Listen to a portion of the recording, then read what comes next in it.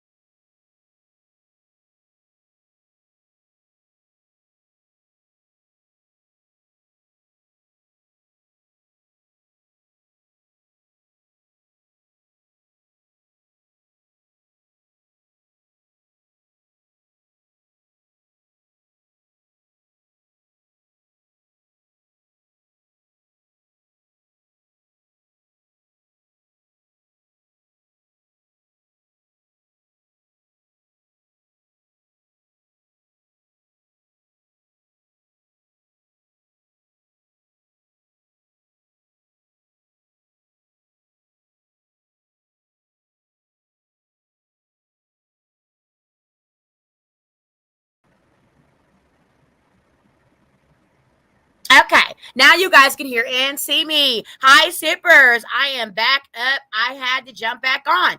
It is an influx of stuff going on all around the world. And as you guys know, we talk about everything that involves what we need to know to stay informed, right? So there are massive floods in Texas that are leaving people missing and winding up coming up deceased. Okay, so let's get into the tea.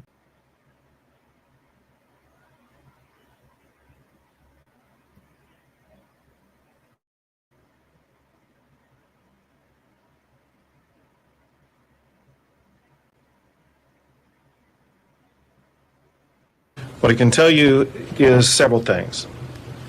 I had the opportunity yesterday to visit Camp Mystic and get to see firsthand what happened there, as well as all the way downstream after that. And it was nothing short of horrific to see what those young children went through. And we will remain 100% dedicated, searching for every single one of the children who were at Camp Mystic, as well as anybody else in the entire riverbed, to make sure that they're going to be recovered. We know. Oh my God. So there is a camp called Mystic down in Texas where children have come up missing. There are missing children at Camp Mystic in Texas due to the severe, massive flood. Okay, let's continue to listen in on this. This is breaking news of the deadly floods ripping across Texas, okay? Know that parents and families, they want information. They want closure. And we want them to know that we are working as swiftly as possible to get them accurate information that will provide that closure. I do want to thank the local officials, city and county and otherwise, who also are working around the clock to make sure they are addressing those concerns. The information I'm going to give you is as of this current moment in time, knowing that this information will constantly change throughout the remainder of today as well as in the coming days. In Kerrville and Kerr County, there are 59 confirmed deceased. There's still 11 missing from Camp Mystic. Separate from there, in the Central Texas area, there are confirmed 10 deceased. And across the state, in all the areas affected by flooding, there are 41 known missing. So important to emphasize this, especially in the Kerrville area. There were so many people who were just camping out, not children in camps, but adults camping out near the river, people in RVs and things like that. There are people who are missing who are not on the known confirmed missing because we don't yet know who they are. We will maintain our ongoing search throughout the entire river system to find anybody who may be missing. One thing that could help this is if you are a relative or friend of someone that you think was in Kerrville or Kerr County that you think is missing, please contact the local officials in Kerr County and let them know that you have the name, identification, and other information about a person who is suspected to be missing. We thank you for watching, and remember, stay updated on breaking news and top stories on the NBC News app or watch live on our YouTube channel.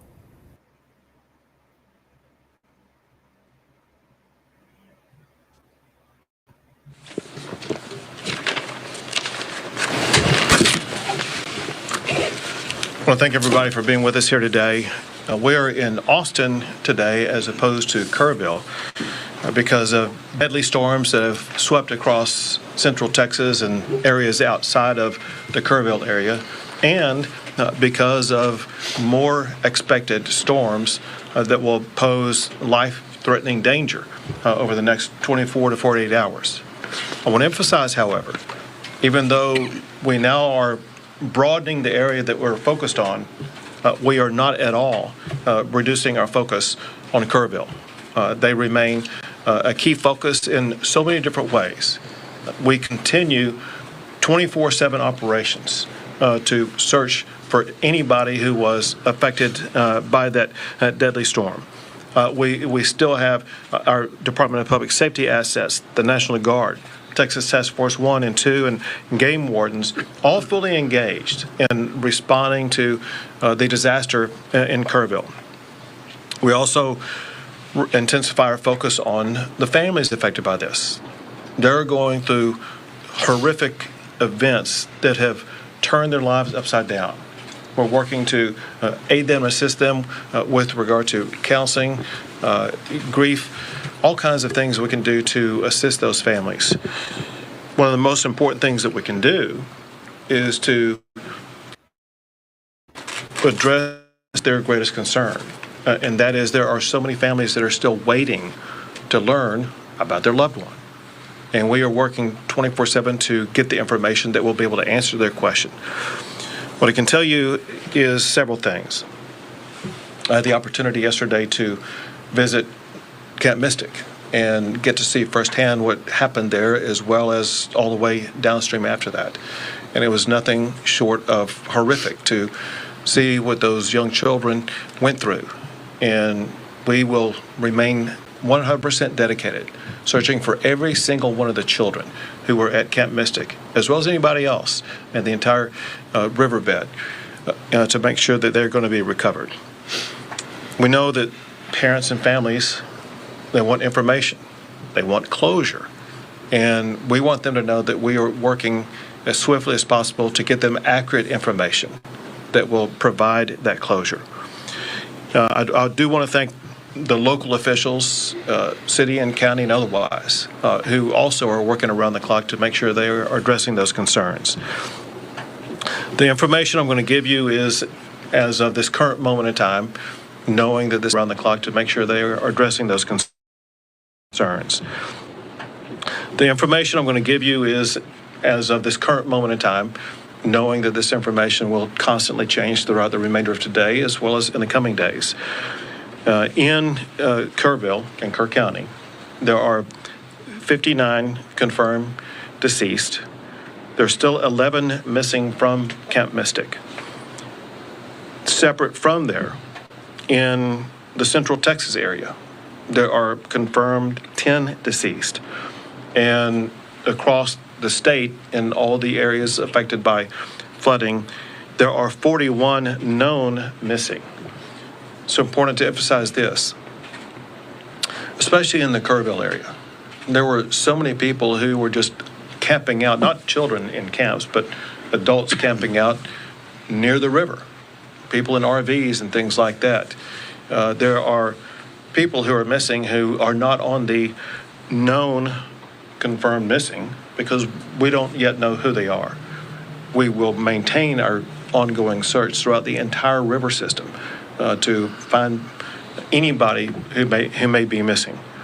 One thing that could help this is if you are a relative or friend of someone that you think was in Kerrville or Kerr County that you think is missing, please contact the local officials in Kerr County and let them know that you have the name, identification, and other information about a person who is suspected to be missing.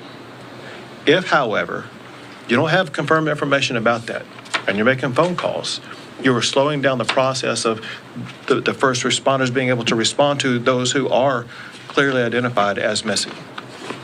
If you're doing that, you're interrupting official business, and that could be potentially illegal.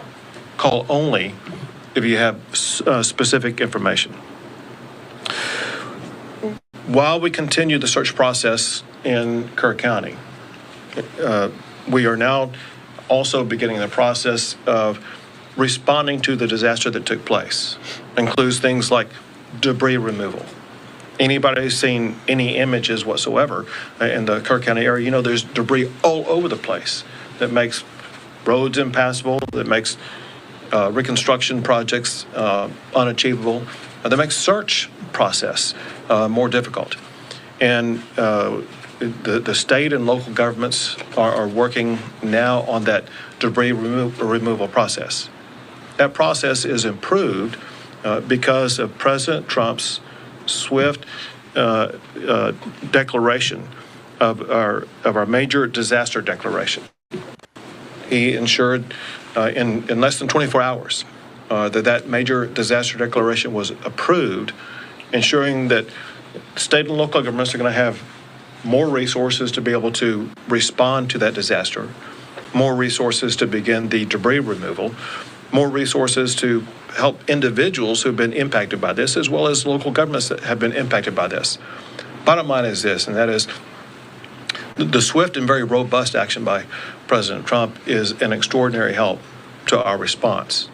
I also want to thank Homeland Security Secretary Kristi Noem, with whom I spent the day yesterday in Kerr County. I've been doing this a long time, and I've never seen anybody as responsive and as quickly in her response as what she was yesterday. She didn't wait to get back to us. She was able to, in a matter of minutes, get answers to very important demands. And on behalf of the state of Texas, we cannot thank her or the Trump administration enough. I've also been in contact with, and people reached out from Secretary Kennedy, Secretary Burgum, and others that in the entire administration are a tremendous help. I also want to add that there are governors across the country that have been in contact with either myself or with Chief Nim Kidd or state agencies offering their assistance, including Sarah Huckabee Sanders, the governor of Arkansas, Kim Reynolds, the governor of Iowa, Jim Pillen, the governor of Nebraska, Bill Lee, the governor of Tennessee, Glenn Youngkin, the governor of Virginia, Josh Shapiro, the governor of Pennsylvania, the governor of the state of Oklahoma, and Governor Landry in Louisiana. And again, I'm sorry if I missed some. I know there's others that are constantly reaching out. We're here, as I mentioned, in Austin today because there have been lives lost in this greater region. And importantly, there are dangers over the next 24 to 48 hours that could pose public safety threats to people in these regions. There is heavy rainfall that's already occurred, and there's more heavy rainfall that's expected that will lead to potential flash flooding broadly in these regions. The Big Country, Concho Valley, Central Texas, and once again, Kerrville. The point is this: if you're in any of those regions, you need to realize, for one, you're in an area with land that's already saturated with water. But for another, when more water comes down, it could lead to rapid flash flooding events. Now, there's nothing expected at this time to the magnitude of what was seen in Kerrville. That said, flash flooding can occur at lower levels of water than what happened in Kerrville. It's a particular threat for people who are driving on roadways. Some of the lives lost in Central Texas were people who were swept away in vehicles or in similar crossing type situations. Know that rising water on roads can occur very rapidly. You may think you can drive through it only to find out when you're in there that it's too late and that you're getting swept away. And so we urge everybody to be extraordinarily cautious for the next 24 to 48 hours.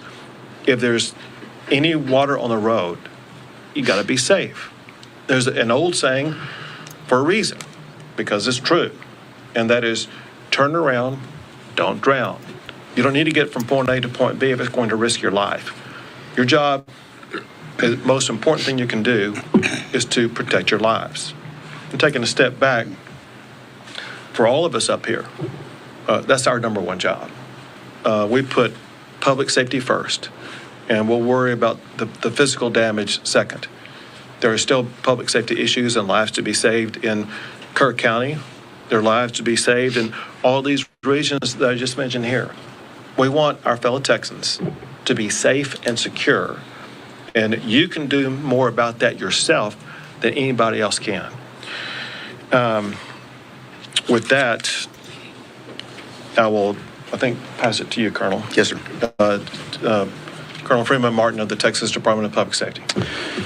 It's been a tough 3 days for Texans, and I can assure you here at this table today that everything that can be done is being done.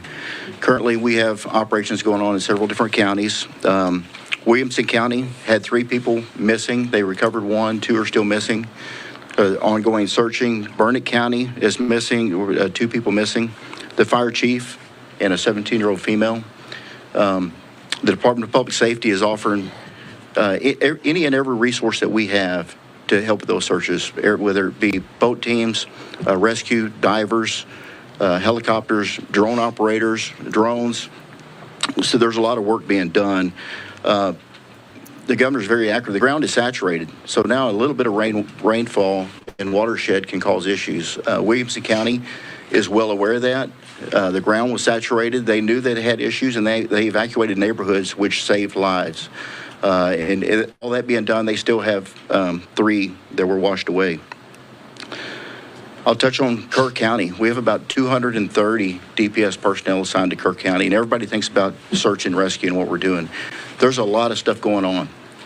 We're filling every gap, and first off, this is nothing negative about Kerr County. They've got a very good sheriff. Their fire chief is exceptional. Their police chief is exceptional. Everybody's working together. The outpouring of support, there's a lot of volunteers. There's a lot of good stuff going on, but there's a lot of there's just a huge need, and it's a large area. So we're providing 18 tactical marine units with boats. We've got 65 CID personnel assigned, over 230 in total, 11 Texas Rangers, 28 from our Special Operations Group, our SWAT guys. In addition to that, we've got 9 helicopters with tactical flight officers. We're providing cell towers and trying to solve the issues with the radio communications and their cell phone communications. We've provided communications operators to embed with them to handle 911 calls and handle calls with concerned family members. Dealing with the families of these missing individuals, there's no higher priority for us than finding those children. We've assigned commissioned personnel and victim service personnel to the family that are working. They're with them 24/7, can answer or address any needs that they have and get them any information they have. This is tough work, recovering them. So we have victim service personnel there to work with officers that are conducting the search operations additionally. We have some unidentified individuals at the funeral home, adults and juveniles. The Texas Rangers are collecting DNA from family members and from the deceased victims, and we're flying those to the University of North Texas in Dallas, and we will have answers with rapid DNA in hours, not days, to get some closure and information back to these families. We have, in the last couple of days, an outpouring of support from our federal partners, DEA, HSI, and FBI. We've embedded them with our search and rescue teams. This is tough work. It's hot. They're in the mud. They're removing debris. There's snakes. There's water moccasins. This is God's work that they're doing. So, the top priority is the family and the victims. Pray for them, but throw our first responders in there, because there's a lot of good work going on. We're not taking away from any resources from Kerrville to pre-stage here. We're pulling from South Texas, West Texas, and North Texas into Central Texas to prepare for our emergency response. We're well prepared. The legislature, the governor, in previous years has been overwhelmingly supportive of law enforcement and gave us the resources, so we're prepared to respond to events like this in multiple regions of the state at the same time. So, Governor, thank you. Thank you very much. Now, General Seltzer with the Texas National Guard. Good afternoon. The Texas Military Department remains decisively engaged across the flood operations area.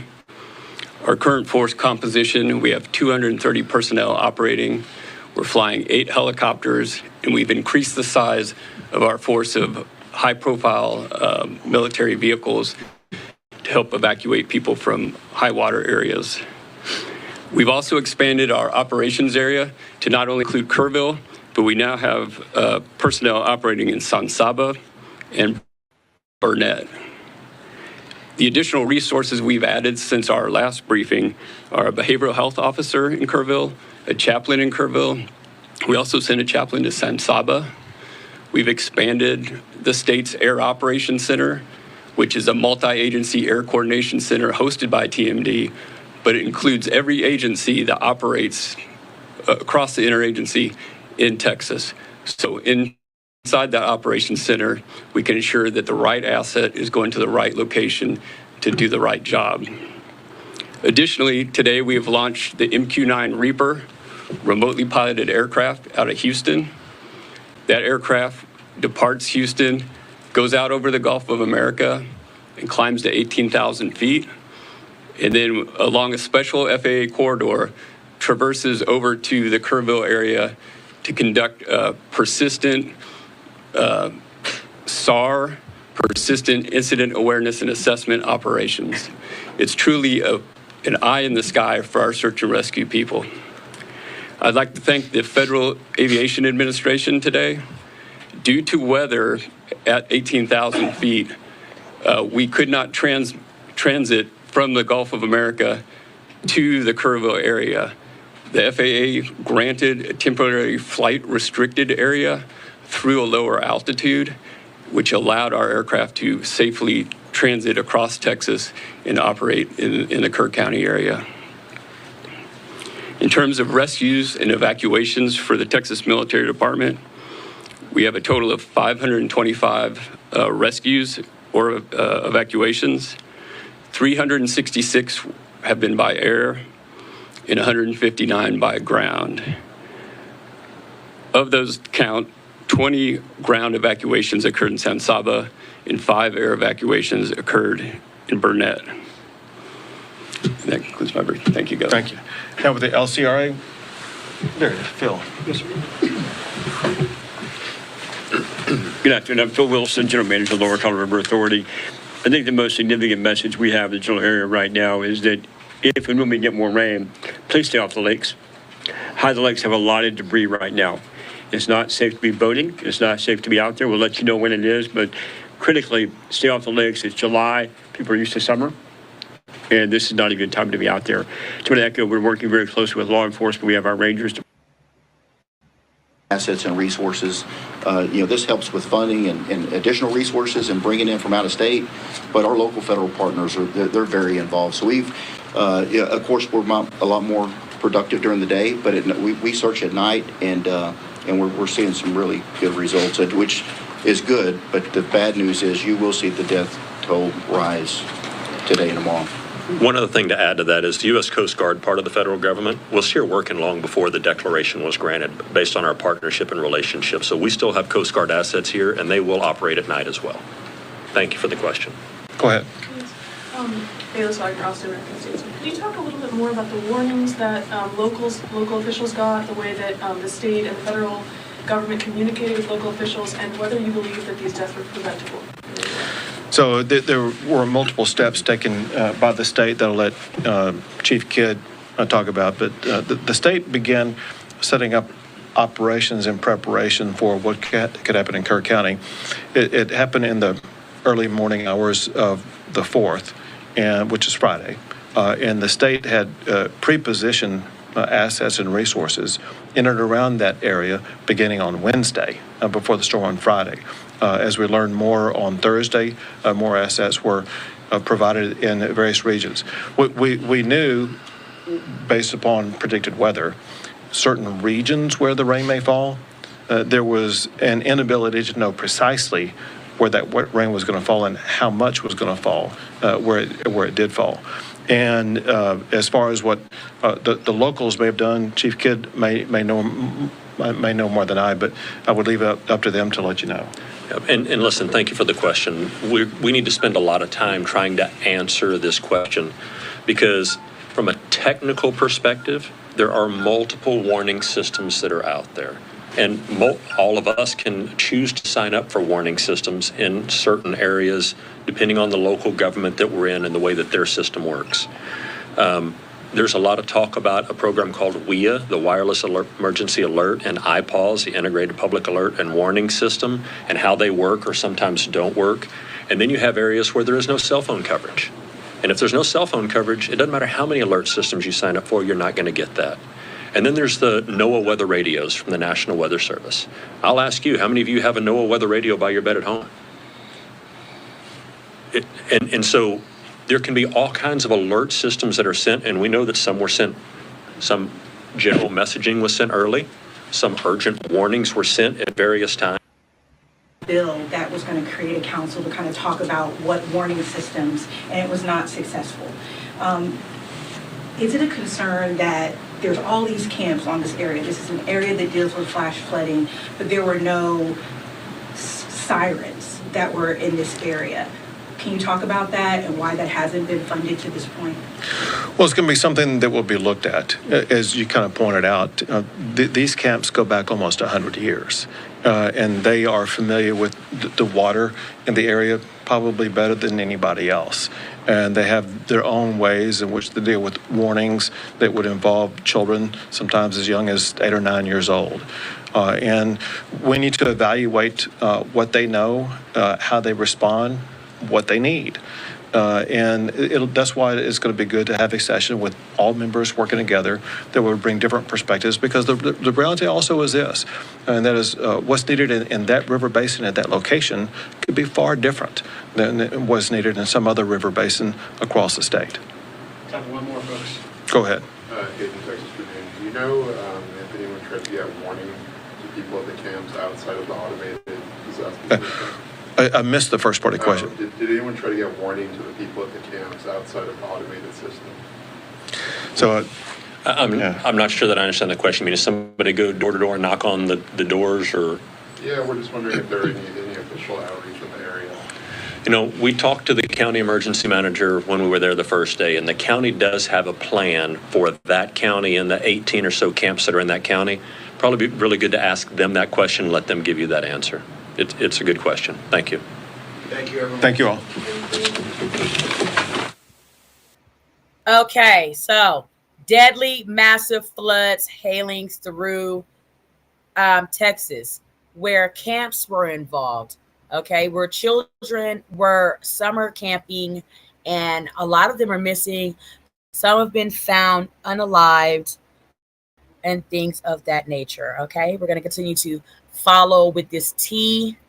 So sorry, this is not a sweet tea we are sipping. The situation in Texas continues to get worse after catastrophic flooding there in Hill Country. Authorities say at least 78 people have been killed, with more than a dozen of those deaths being children. A desperate search continues for the dozens still missing. The flooding hit central Texas on Friday, causing a surge of more than 20 feet on the Guadalupe River near Kerrville. Nearly a dozen girls and one counselor are still missing from a Camp Mystic. It's a private Christian summer camp in the town of Hunt. Texas officials are calling the rescue and recovery efforts a marathon. They say more than 850 people have been rescued so far. And as their work continues, residents are also stepping in to lend a helping hand. Everyone's just trying to do their part. You know, there's it's a horrible sense of search, right? Because you're searching for something you hope you don't find. But at the same time, you know, if you've got family members that are missing, you hope there are people out there looking for them. President Donald Trump has declared a disaster declaration for the area. That's giving first responders access to more federal resources.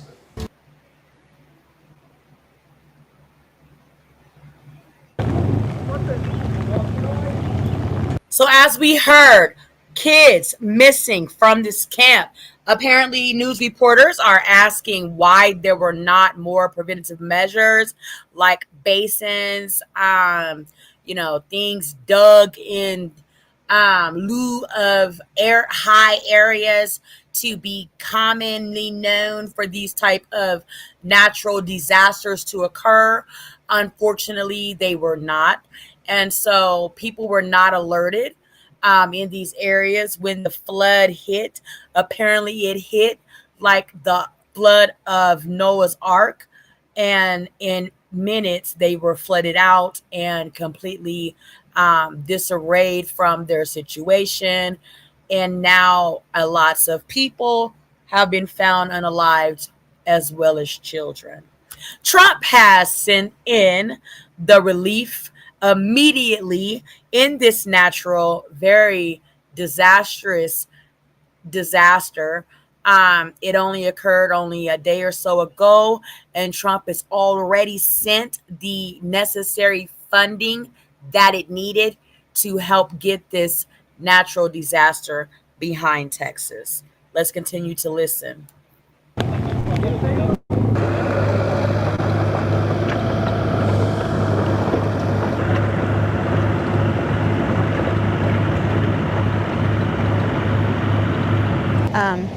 Next day, we know this family, the couple, were missing in their 70s, and waited for the road to clear. On the 5th, we came and we searched for about 10 miles. We found 2 bodies, a little girl and a little boy, and then we finally came up here and we found the dad that we were looking for. And today we came back because we haven't found the wife. We believe she's still here in the area, and so we had a great group of people show up, about 40 to 50 volunteers, just looking through rummage and digging up as much as we can.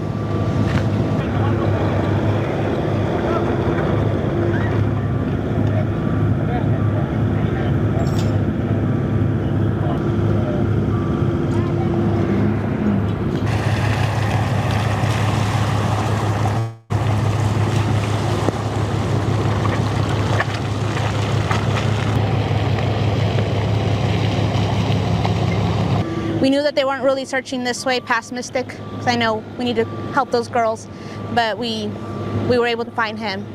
So we were hopeful we would be able to find her. It turns out it's very difficult. It seems like it's getting more and more tedious to find.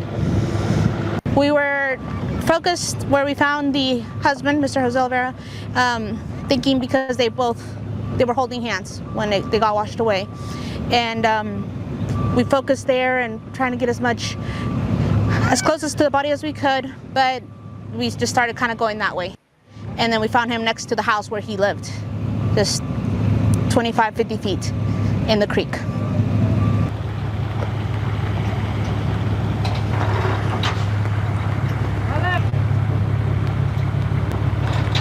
It's just been so sad because you first see the post and it's about 30 people that are missing, and then it's like people are missing and we don't even know, and all of a sudden they're found, and families and kids, and it's like never ending. You know, you scroll through Facebook and the count is going up, and I don't know, and we're just hoping people can find their loved ones so they can, have some rest and relief, because the unknown is what's killing people.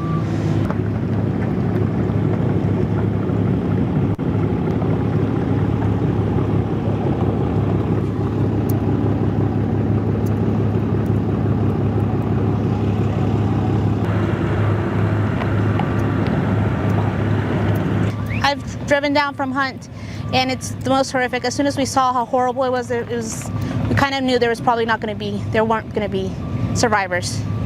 It's just been difficult. It's really hard to go through the river and trying to find anything. The guys have fallen here and there. We're using backhoe to maybe shake up the trees, see if anybody's stuck up there, but it's been very difficult.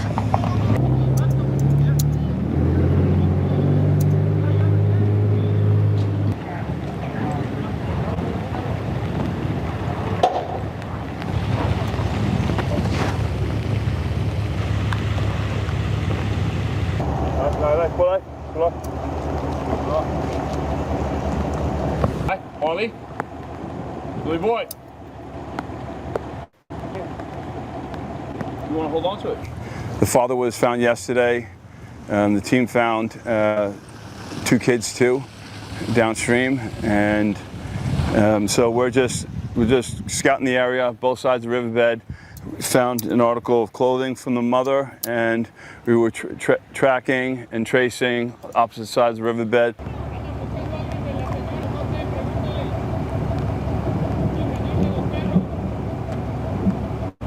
Hello. So I have 8 dogs with me today. Belgian Malinois. We have 1 husky too.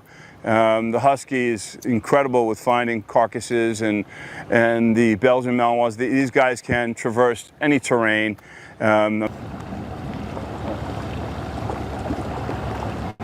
These guys are always looking for something alive, dead.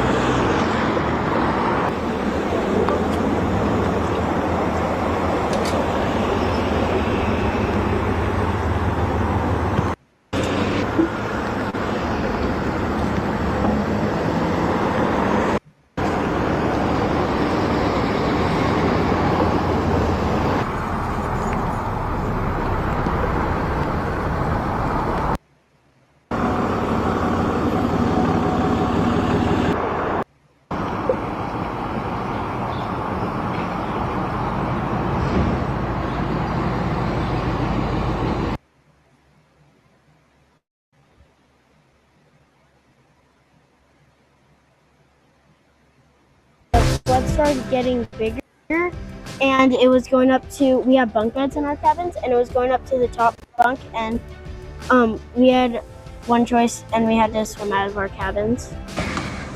Campers from Camp La Junta lucky to be alive this morning after they say they had to swim out of their cabins during flash floods in Kerr County. That camp just a few miles up the Guadalupe River from Camp Mystic. That's where more than 20 campers are still missing this morning. Thanks for waking up with us on this Saturday, July 5th. I'm Adriana de Alba. We're going to have a look at your holiday weekend forecast in just a moment. But first, we're following the latest updates out of the Texas Hill Country as search efforts continue this morning in those deadly flash floods. This isn't just impacting Kerr County, but other counties near the San Antonio area. This is new video here you're looking at out of Spring Branch, Texas. That's in Comal County. Storms rolled through those areas again around 2 this morning, with more rain expected later today.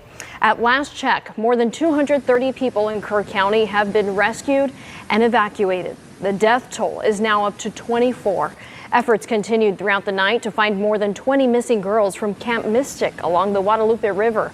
Those floodwaters rose more than 20 feet in the span of 2 hours. And just before we came on the air, we learned a director for a different camp near the Guadalupe River died in those floods. Heart of the Hills is a girls' camp in Hunt, Texas. They released a statement last night saying their director and co-owner, Jane Ragsdale, did not make it. That camp says it was not in session when the floods began. But other camps were. Texas Governor Greg Abbott and Lieutenant Governor Dan Patrick were in Kerrville last night, promising to find every missing person no matter what.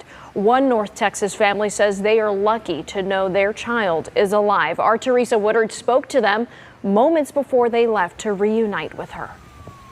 And she wasn't even supposed to be at this session. I spoke with Natalie and Jeff Dunning moments before they left North Texas, not long after they discovered their daughter, a Camp Mystic camp counselor, is safe. I feel very, very sorry for the parents that don't know yet. Communication from the Hill Country is hard. They don't yet know what their daughter saw or went through. They only know she was at a place she dearly loves. She became so close to God, and that's actually where she was baptized, was in Mystic last year. They call Camp Mystic magical. When you look at pictures the camp previously shared on social media, you see it.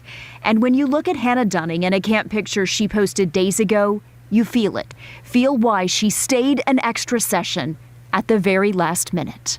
She stayed there. God put her there for a reason, so that she could help. Help the youngest campers, some still missing. 8-year-old Hadley Hannah of Dallas among them.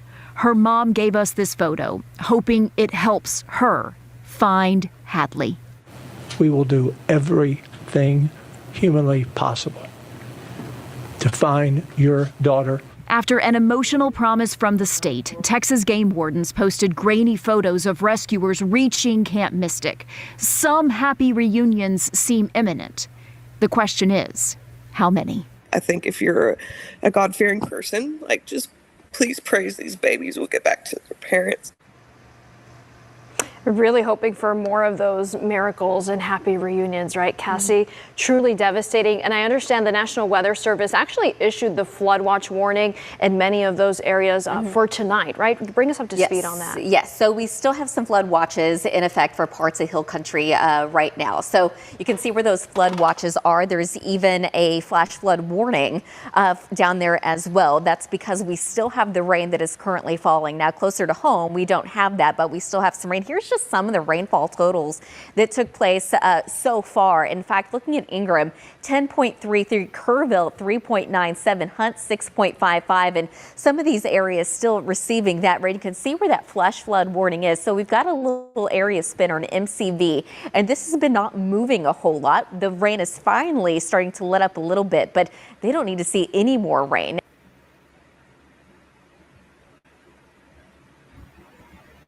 There's very few concrete paths that even remain. The RVs were swept away, the concrete was swept away. I mean, the little ground is scoured away. So all of this happened the day before the 4th of July, guys, okay? It looks like it happened on the 4th, 3rd, maybe. Okay. Looks like a hurricane tore through Texas Hill Country. But this storm had no name and no warning. We realized that the water is rising really fast. Car horns screamed as vehicles shorted out underwater. We start banging on everybody's door, getting people out. If you were lucky, someone banged on your door. If not, this is how you woke up. Was this a worst case scenario because it's the holiday? Absolutely. They were full. They have 14 reservations missing. I have 6 people missing. If you didn't get out on time and you were in an RV, this is unsurvivable. Look at this. This RV shredded, wrapped around the tree. There's another one there, and then you can see another one down the river. This whole area was full of RVs, cabins. Everyone was here for the holiday weekend. This is a really popular area to celebrate the 4th of July. And it's gone. Everybody lost everything. There were some people that were able to get out, but only in their underwear. With their dogs, nothing else. Nothing else. No time. No time. The forecast called for up to 6 inches of rain. Up to twice that fell. People went to bed believing that they'd wake up to fireworks, not flash floods. I was expecting rain, but not a flood. I slept through it. It was the last night we didn't know anything. It was when we woke up this morning.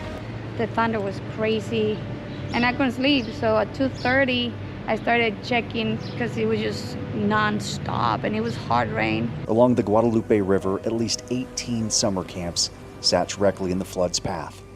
At one camp alone, officials say around 20 girls were unaccounted for. Parents and guardians lined up at a nearby elementary school, waiting to hear if their child's name would be called. Some very emotional moments happening behind me.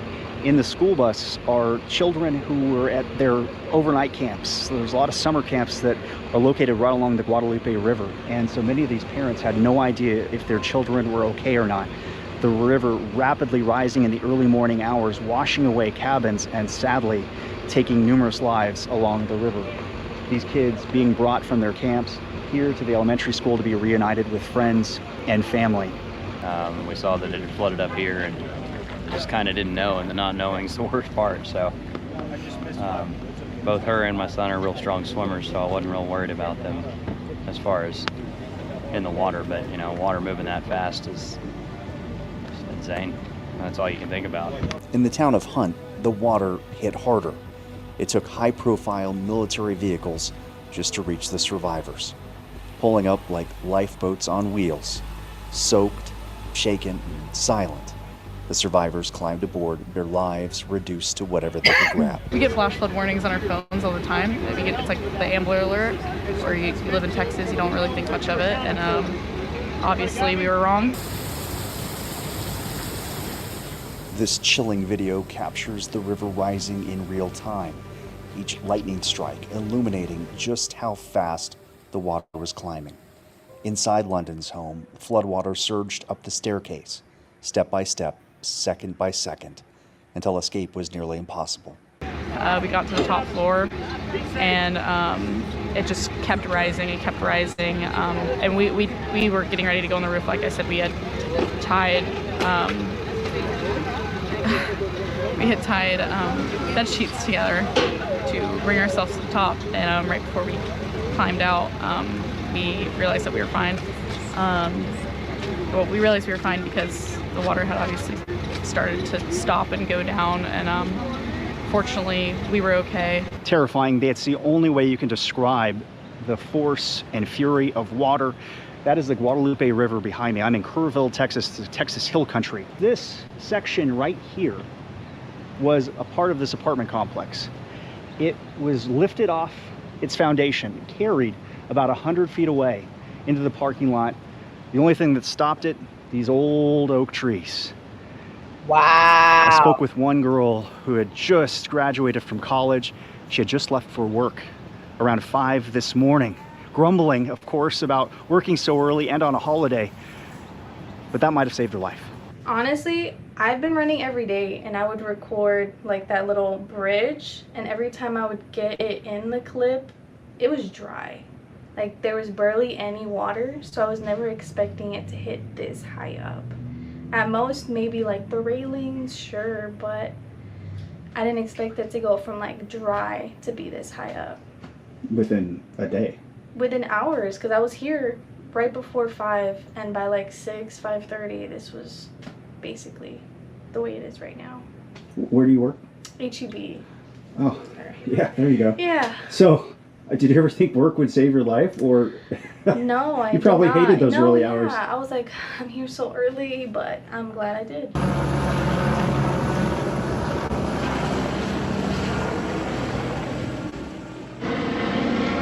So agencies from all over are flying. I've seen the National Guard, local sheriffs, any helicopter basically available. I think they're flying up and down the Guadalupe River now, actively searching, hoping to rescue. Of the roughly 237 people rescued on the first day, 167 were lifted out by helicopter.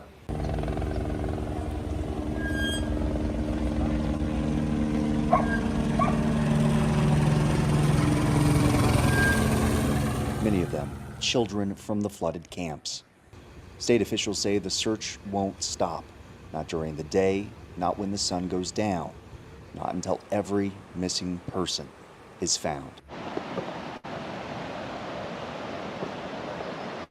I think what's so astounding is just how high the debris mark is here. That's 20 feet at least. The water was not like that. The water was raging. My birds are gone. In a matter of 10 minutes, it went from there, maybe 15 minutes, went from there all the way to my deck, right there, all the and another 5 minutes to get that way. But it was completely. I mean, I had 2 feet of water in my house. About 4 months worth of rain fell in just 6 hours. The Guadalupe River rose to nearly 30 feet, possibly the highest ever recorded. We don't know for sure because the gauge broke.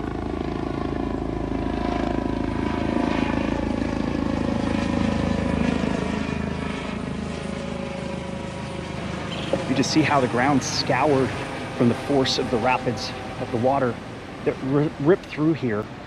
There were numerous RVs, and they're all swept away. Sadly, one RV that was down there, that family was swept away. Amazingly, though, the owner of this campground, search and rescue teams were able to get door to door, and most people escaped.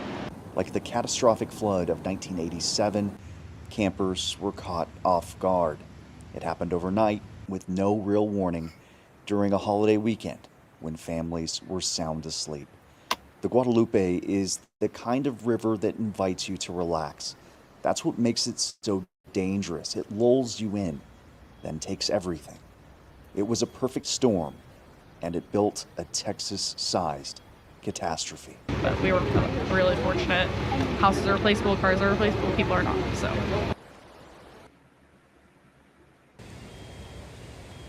This is where little girls should be making memories on the 4th of July, not where police dogs search for their bodies in a flash flood no one saw coming. The Guadalupe River didn't rise, it ripped lives apart. We've got chainsaws, all shapes and sizes, varieties, shovels, some recovery tools. Volunteers joined hundreds of state, local, and federal crews combing miles of devastation. I'll be honest, if I had a loved one missing, these are the kind of people I would want searching for them. Very well prepared, very well organized, and just willing to do whatever needs to be done. The missing could be anywhere, in the treetops, in the brush, or buried beneath what the river's left behind. A drone can show you the damage, but only down here can you hear what the water took. How long did this happen? I was sleeping in there when it happened. So how are you here? That's a good question. But it's hard to celebrate survival when death is still in the water. What's even more tragic, as I'm talking to Christian about how he was able to survive the flash flood, a body was found floating in the river. The headlines can't keep up with the death toll, and neither can we. From July 4th to 5th, it kept going, from Hunt to Kerrville to Georgetown and Burnett. It scared the hell out of me. And so, I can't believe this happened. And there was no warnings. This was supposed to be a holiday weekend in the Texas Hill Country. Instead, we've watched families lose everything. And now the search for the missing is what matters. This is what's really happening out here. This has got to be just the service you don't want to, but you feel you have to. Absolutely, yeah. I think for anybody that can relate to this feeling, this is a terrible deal, so whatever we can do to help. Over 850 people have been rescued, but 48 hours later, the hope of finding more alive is fading. This is Camp Mystic, a beloved girls' summer camp tucked into the Texas Hill Country. Early July 4th, as floodwaters surged through the Guadalupe, at least 24 campers were swept away, while counselors scrambled to save the rest. Search teams now stretch from just outside of Hunt to Kerrville on foot, on horseback, and by helicopter. Volunteers, law enforcement, and locals are scouring the valley mile by mile. In and around Hunt, the damage is some of the worst. Homes ripped from their foundations. But in the center of town, one old building stood firm, and it saved the life of its young owner. And I woke up around 3 a.m. to the storm, to super loud thunder. And originally I thought someone broke into the house because I didn't even know it was supposed to be raining, let alone a flood coming. So I swing my feet over the bed and my feet hit the floor. I'm like, that's water. I walked in here from that door right there, and there used to be a wooden deck right there through that door. And I looked to my left and I saw that was just ripped up and the water was just flooding in from there. So at that point, how high was the water when you first got up? It was about like a little bit higher than my ankle. So I mean, at that point, I mean, that's scary, but it's not. I was like still confused, like what's going on. So then you open the door and a flood of water just rushes in. Yeah, I mean, I was trying to close it, I don't know why. But yeah, I started walking back this way, and by that time there was furniture in the way right here that I was having to climb over. And I'm looking here in your kitchen. I mean, the water definitely. Yeah, it got up to the ceiling. This is where I was sleeping. I came back in here, and that wooden box credenza thing was in this room. And I had the air mattress in here, so I threw all my stuff on the air mattress. And I was trying to get on the air mattress, but at this point it was like above my head. I had to think of how to get out of here. I tried opening the door wouldn't open. And I noticed the window was broken, so I swam through the window. Not climbed, you swam. Yeah, the water was high enough to where I was like standing like this against the window and I could pick myself up. I picked up my feet and I went through feet first. Climbed onto the meter box and I was standing up here for like 3 hours and the water was up to my knees at that point while I was standing up there. So you couldn't quite get up onto the roof? No, I tried. I mean, you can see where I tried to pull on the gutter and the gutter bent. I couldn't get up there, so I was standing here until the water finally started going down, which was like 3 hours later. As far as warnings, Christian said the first emergency alert came long after it was too late. There wasn't any sort of warning about the flood until it was already happening. Like I was standing up there and I got a severe flood warning on my phone when I was holding on there. So I was like, no shit, really. Across the region, I kept hearing the same thing. People waking up to water with no warning. This was Burnett, Texas, July 5th. Another rain bomb, another watershed overwhelmed overnight. What seems to tie all of these floods together is that they happened at night, and everyone says they didn't know they were coming. There were no warnings. When Hamilton Creek left its banks, for instance, and rushed towards these homes, folks say there were no emergency responders banging on their doors. There were no alerts coming across their phones. They just heard water and then they stepped in it. And by that point, it was too late. Looked towards the door and I mean, the water was way up there, already coming in just in an instant. I called my neighbor and I said, water, I said, I'm getting flooded, Mike. Are you getting water? He said, yes. He said, oh my God. Cat jumped on my chest and she says, do you know there's water? I said, yeah, it's raining. So I was laying on the couch and I got out and as soon as I put my feet down, I said, whoa. I mean, it was way up there. I mean, it was, and then it kept getting higher and I heard some popping going on. I said, oh shoot, the electricity. So I just opened the window and busted the screen out and jumped out. So. And how deep the water was, I guess, waist deep? It's right here. That has to be like terrifying. Yes, and I had to go real slow because I mean it was slick, and then the currents. I mean they were just. Fortunately, the woman who lived in this apartment was not home when this flash flood happened. You can imagine what might have happened if she was. There is one concern though, that this flood, combined with every other flood, might be forgotten. But there are communities like this throughout Texas, and they need help. Everything that were inside these apartments, all the clothes, the furniture, electronics, are ruined. They're a loss. And in many cases, so are people's cars. The water was up to the dash. Everything. I mean, all of this is mud. All of this is freaking mud. Different towns, different rivers, same nightmare. The alerts came too late or not at all. Well, I'm just worried that you guys might get lost in the shuffle. Oh, I'm sure You that know. might happen. Yes. Yeah. So that's why I told him, don't worry about it. That's a high possibility, yeah. You stay with us. It's going to come down to neighbors You'll be helping fine. neighbors. Yes. friends helping friends. Because I mean, they're still waiting. I was sitting over there waiting on the Red Cross, and they still haven't showed up. So I mean, it's.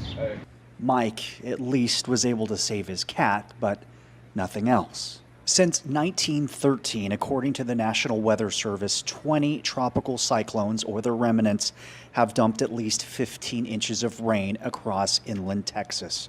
This weekend was no different. One of the catalysts, Tropical Storm Barry. Its remnants helped fuel this entire disaster. How a catastrophe like this happens is actually pretty easy to explain. It's because, quite frankly, the Guadalupe River Valley is one of the deadliest river valleys in the entire country. And here's why. The Guadalupe River itself comes from underground springs. So the force of the water typically isn't too strong. That's why you see here closer to the head springs, right across from Camp Mystic and Hunt, Texas, it's very narrow, very shallow.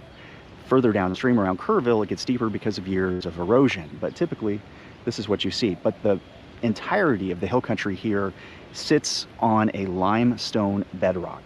So this limestone is very hard, very porous, and it doesn't absorb water like a sponge. Instead, it just passes water through. That's why this entire area is so prone and susceptible to flash flooding. Then you add in the worst case scenario. You have about a foot of rain falling right over the two forks of the Guadalupe River, and that water rushes and rises so quickly that people just didn't have enough time to respond. And that's how campers were literally washed away out of their bunks. Over 50 people, including children, are dead, dozens more missing, and the search continues now 24/7 as a dog with officers just alerted that there might be something in this clump of trees right in front of Camp Mystic. So now other officers are scrambling to cut through and pick through this mess of debris and tree limbs to see what may be in there. No one saw it coming, but now that we have, what excuse do we have to let it happen again?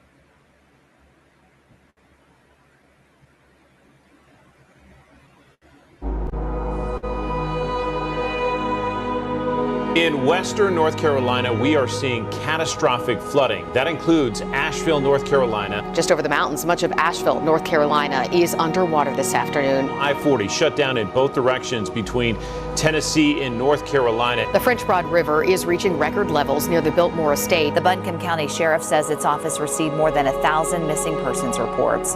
Thousands of people are still without power and water. Areas of the city are completely underwater, trapping people without basic supplies.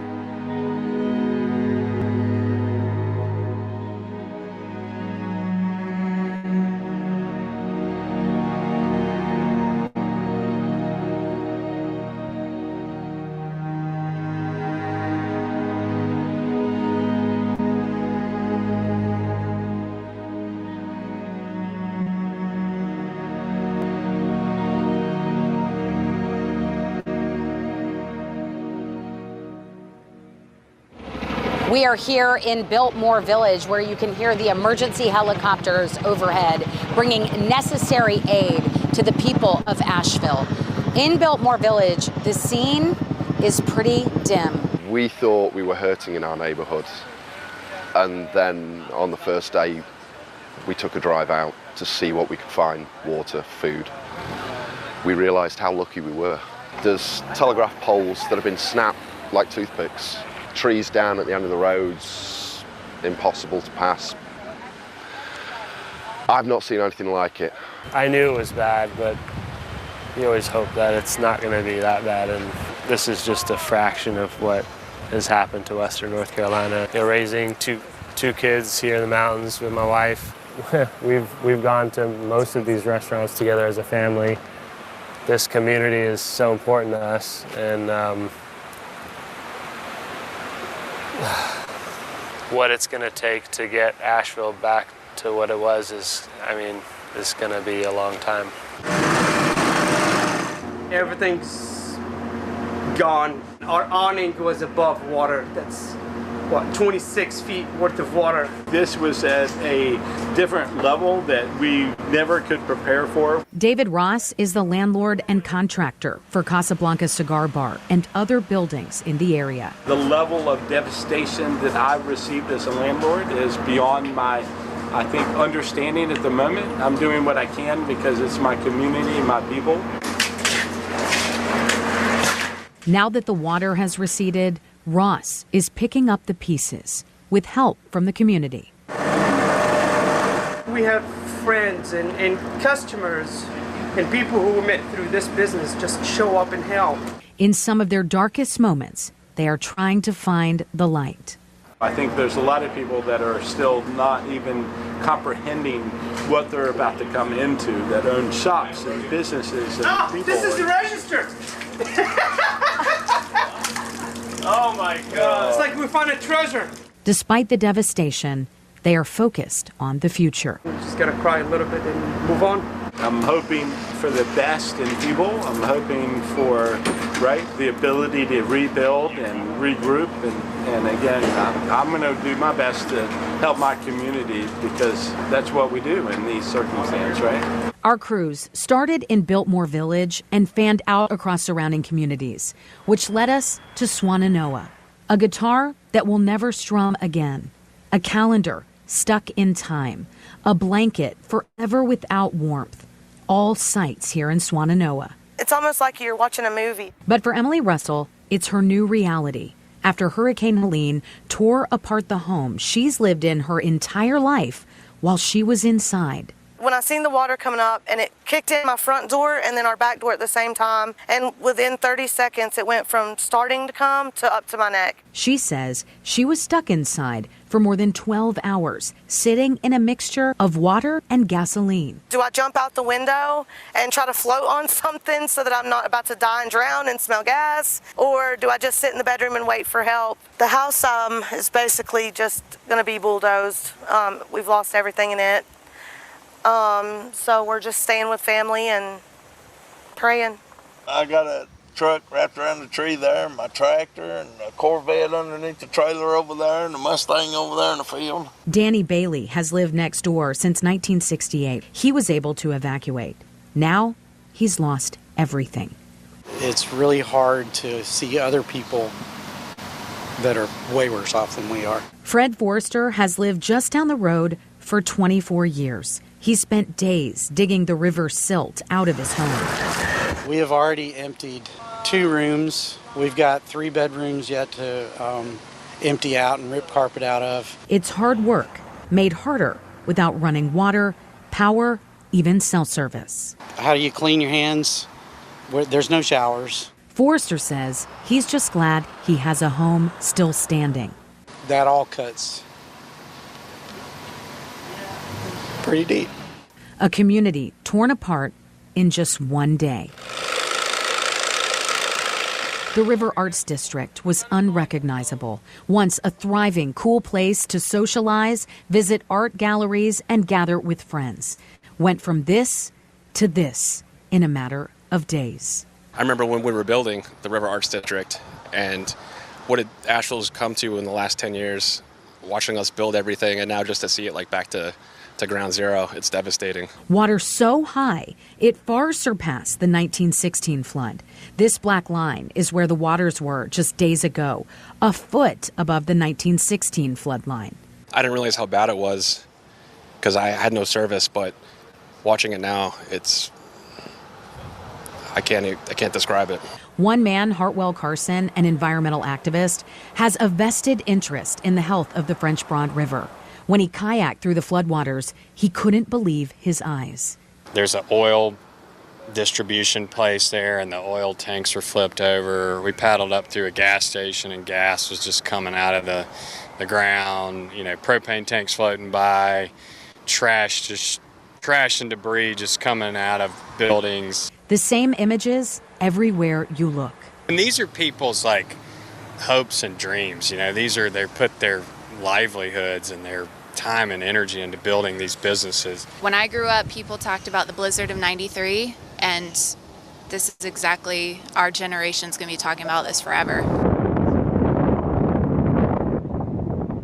On our way to Chimney Rock and Lake Lure, we stopped off in the Fairview community when we came across deteriorating roads and neighbors hard at work. Neighbors in this Cane Creek community are busy shoring up this embankment, not only to prevent deterioration of their road into their neighborhood, but also that pipe you see there is their main source of water. They're trying to get water back as soon as possible, and they think this will help.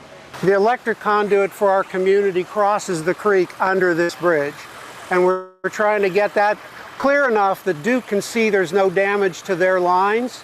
If they can see that, they said they can turn us on in there. We're concerned it's going to be weeks, many weeks, until they're actually able to get water, potable water in the pipes up to us.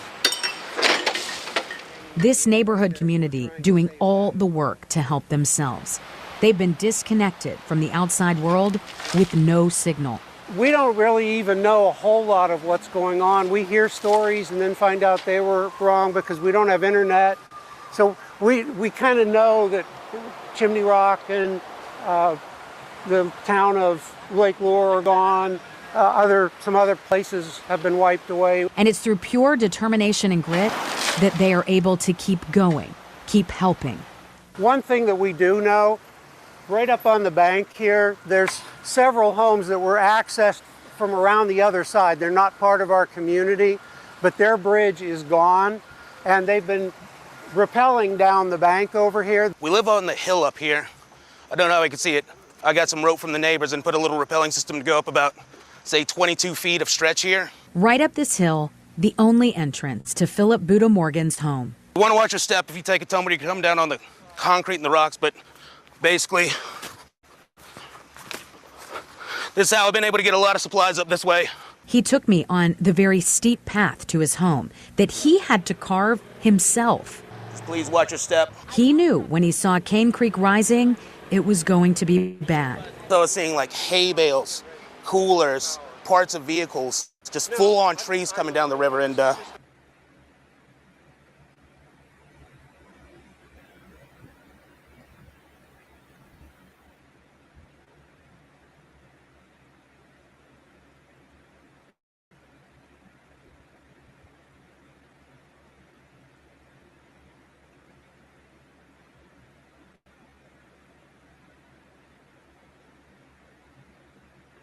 We begin this morning with the devastating and deadly flash floods in Texas. Jason Allen is on the scene with the latest from Hunt, Texas. Desperate search teams combed the banks of the Guadalupe River in central Texas, hunting for survivors of a flash flood no one saw coming. A torrent of rain, as much as 10 inches, fell in just a few hours Friday morning. The river rose an almost unimaginable 26 feet in only 45 minutes. I went outside my window and I see like the water's like all the way to the windows of the cars, and I get very scared. 12-year-old Alexis Nieve told us he thought it was a dream. Hopefully I wake up and all that, but it wasn't. Every single RV that was parked in here, it's gone. Downstream, Lorena Guillen tried to wake up people who were spending the 4th of July at her campground. It was pitch black. Nobody knew exactly where they were. And it was just the water, it was crazy, and it was keep racing. All of the RVs and the cabins washed away. Keep yelling. So you're yelling back to her? Yes. At the water's edge, Natalie and Emily Rayford said they heard a child screaming for help. And after about 20 minutes, we just see her pop up out of debris, and like you can barely see her. And sticks. She's as tall as the debris is. Search teams are not just checking the river and flying above it with helicopters, but they're also having to scale the banks because the water rose so high it has left piles of cars and debris. We will be relentless in going after and ensuring that we locate every single person who's been a victim of this flooding event. Authorities have confirmed at least 50 deaths so far, 15 of those children. Perhaps most heartbreaking, the girls still missing from Camp Mystic, a Christian summer camp. The disaster has evoked memories of a flash flood here in 1987, when 10 teenagers died trying to escape a church camp. While search and rescue operations are expected to continue throughout the day, a special mass is planned this morning in Kerrville, Texas, for those who died and those still missing.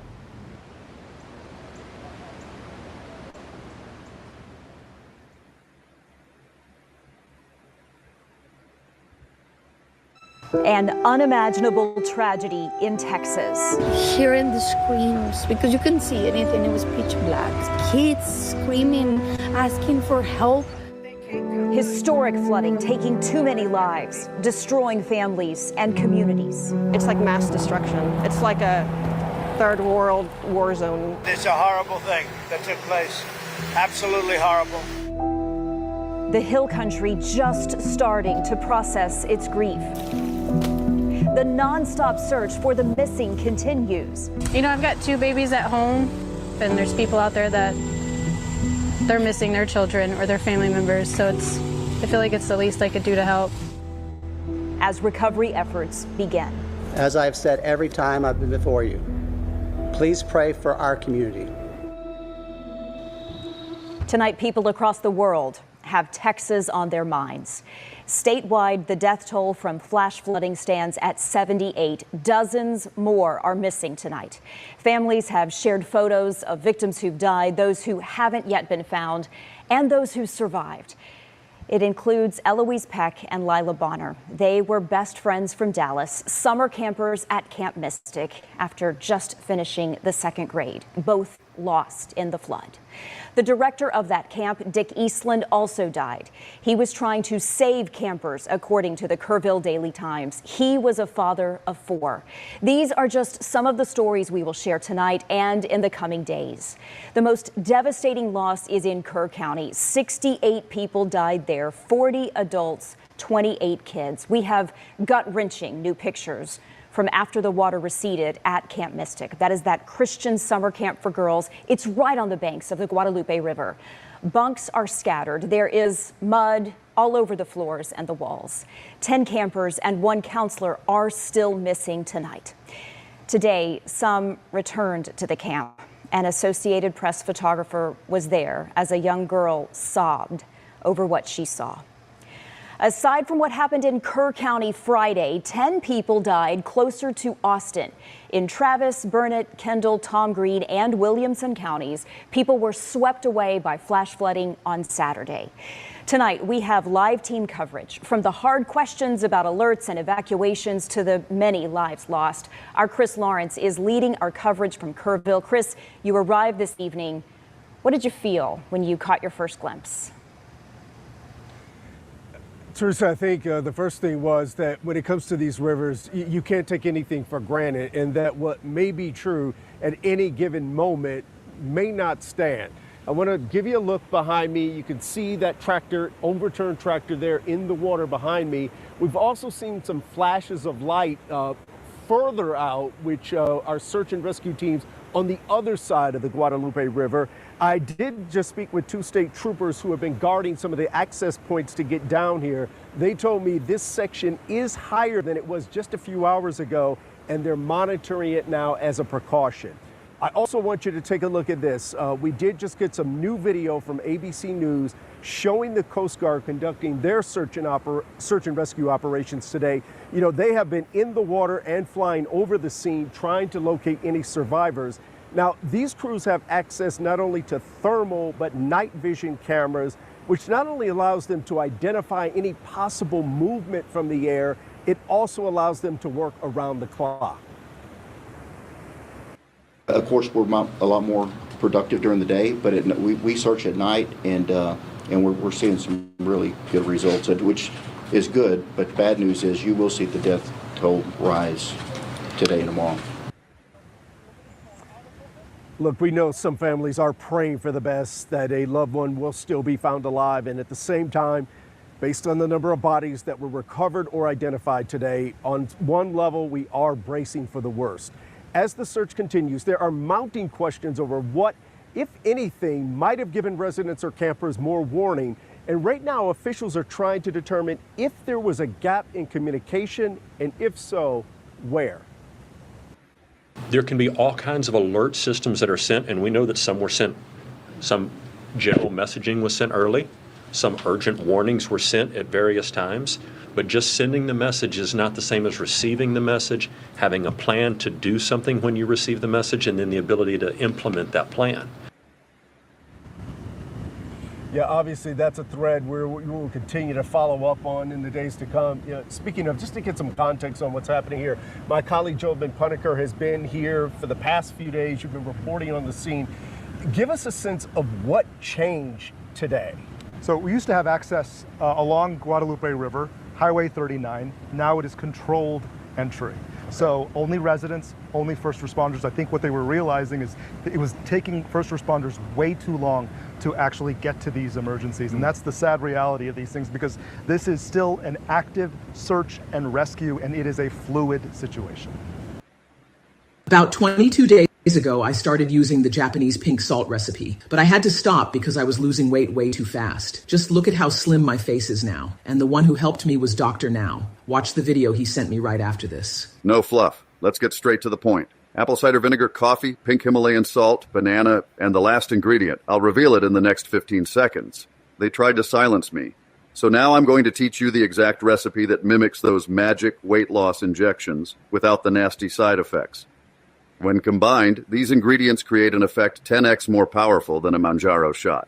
And like I said, 0 side effects. It's 100% natural, and you can make it right in your kitchen. When I say 10 times more powerful, I mean it. If taken the right way, this formula can help any woman over 35 shed so much weight, it'll look like she had surgery. Thanks to this Japanese pink salt trick, you don't have to hide under baggy clothes anymore or feel guilty going out for dinner with your husband. Just drink this first thing in the morning, and trust me, the weight will melt off. Just look at Oprah now, 37 pounds lighter. She started last month and hasn't gained a single pound back. No yo-yo effect. No sagging skin. No tired, worn-out look. Honestly, I know women who would pay thousands just to get their hands on this. So listen closely. If this video showed up for you, congrats. You got lucky. For the next 2 minutes, I'll be giving you access to a step-by-step video with all the ingredients and how to make it. To watch it now, just click the button below that says Learn More. But promise me something. Follow the exact amounts and go slow. This thing works so fast, you don't want to overdo it. Ready? Click the button now, copy the recipe, and you'll start noticing your jeans getting loose, maybe even today. This is the secret to having the kind of body that turns heads in 2025. So if you're serious about losing those stubborn inches from your arms, thighs, and belly without starving yourself or killing yourself at the gym, tap that button and watch the free video. Oh, and inside the video, she also reveals 2 so-called healthy green foods that are actually destroying your metabolism while you sleep, plus 4 forgotten ingredients sitting in your fridge that, when combined right, turn your metabolism into a fat-burning rocket in under 48 hours. About a heads up, the website's been getting slammed with traffic and might go down any minute. If it loads for you, don't waste your shot, especially if you're done with dieting and tired of feeling judged at the gym. This same recipe helped Oprah rock a fitted dress without worrying about her belly showing. Now she wears what she wants, not just what fits. So go ahead, click the button below, watch the recipe, and get ready to clean out your closet because your clothes are about to get way too big. Get ready for the compliments. Ready for the change? Then tap Learn More now, and don't forget to send me your before and after photos.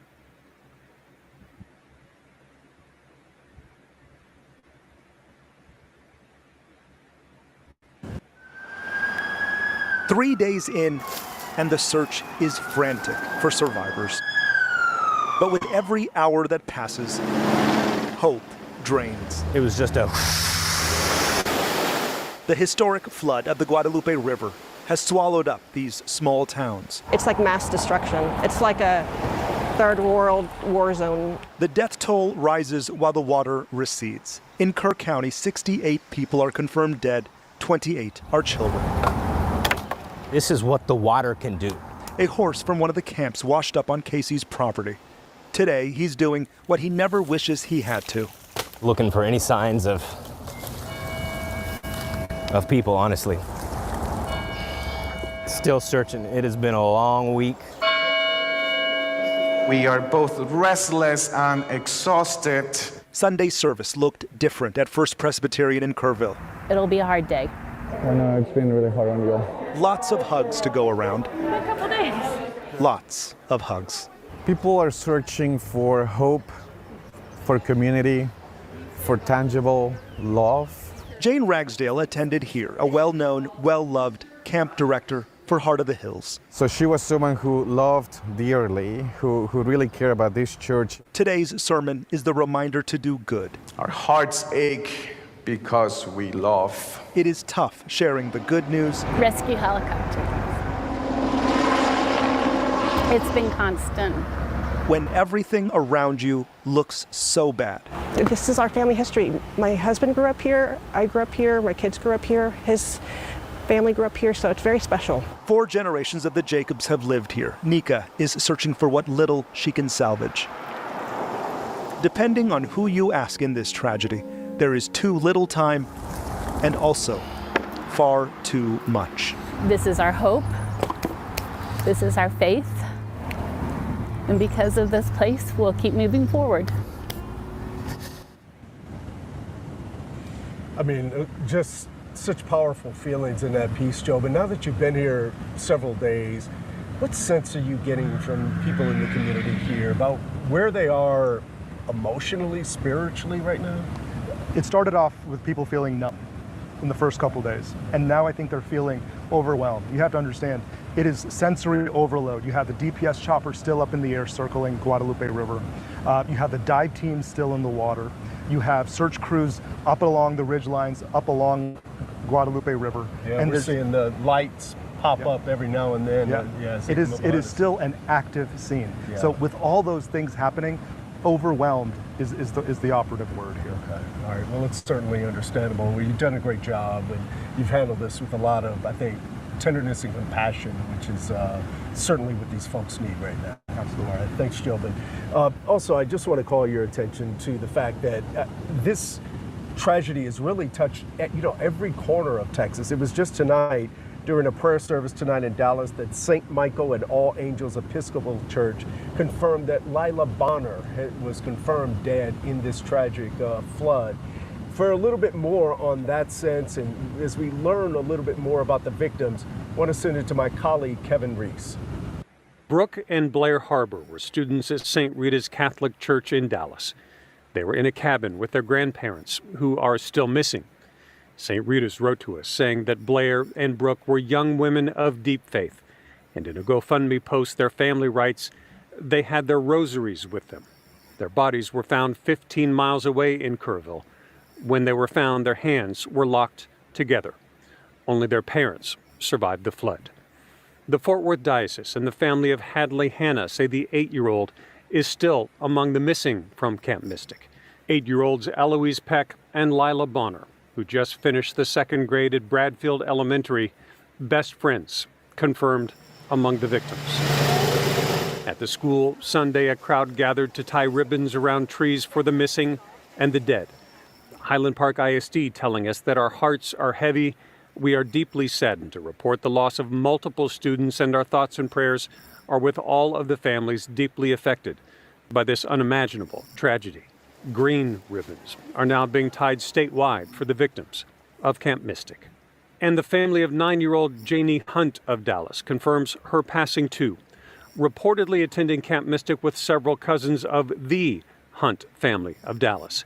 Tavia Hunt, the wife of Kansas City Chiefs owner Clark Hunt, writing on social media that our hearts are broken by the devastation from the floods and the tragic loss of so many lives, including a precious Hunt cousin, along with several friends, little girls, and also wrote that even in heartbreak, God is weaving a story we cannot yet see. You couldn't see anything, it was pitch black. But hearing people scream, kids screaming, asking for help. He's not a hero, and that will never dawn unnoticed. This family says their hero is 27-year-old Julian Ryan, who broke open a window in their flooded home to save his family. They survived, he did not. The shattered glass cut him so deeply, he could not be saved in time. The search to find any more to save goes on. I'm Kevin Reese. You can count on us to be here around the clock to bring you the very latest on the search for these victims, also to look into these questions about the early warning system and if anything else could have been done in that regard. But I do just want to call your attention to one thing, and that is the search and rescue teams that are still out here trying to find any survivors or just give families a measure of closure and give you an idea of some of the conditions that they are working in right now. Some of the teams are working, like the Coast Guard, throughout the night. They are literally digging through the mud. They are in the water where there are snakes, there are water moccasins. This is hard, dirty work, and it is meticulous work. They've got to, tear through some of these vines and tangled debris to try to get to every section of this river, trying to give even more families the closure that they desperately need. So those are the kind of stories that we'll be telling you more over the next couple days. But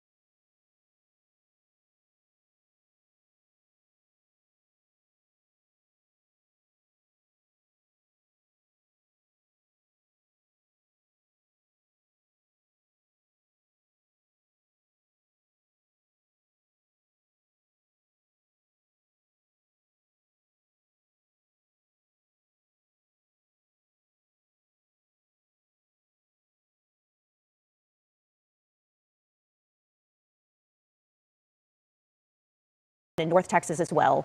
There are bodies that have been recovered but not yet positively identified. The Texas Department of Public Safety says it is flying DNA samples to the University of North Texas Health Science Center. They have a lab that can do a quick identification process, so results can take hours instead of days. Also tonight, we know President Donald Trump is planning a trip to Texas on Friday. Today, he signed an emergency declaration for Kerr County. He says he will work closely with state leaders to make sure that any resource they need is immediately available. So many people have asked, how is it possible that a river rose so high so fast? Well, take a look at this stunning video. This is a sped up time lapse. You can actually see people on the far side of your screen moving higher and higher as the river is coming up. This all happened within 30 minutes. Now, this is the Llano River in the Hill Country, but it is a very good example, Jesse, of just how quickly things can change.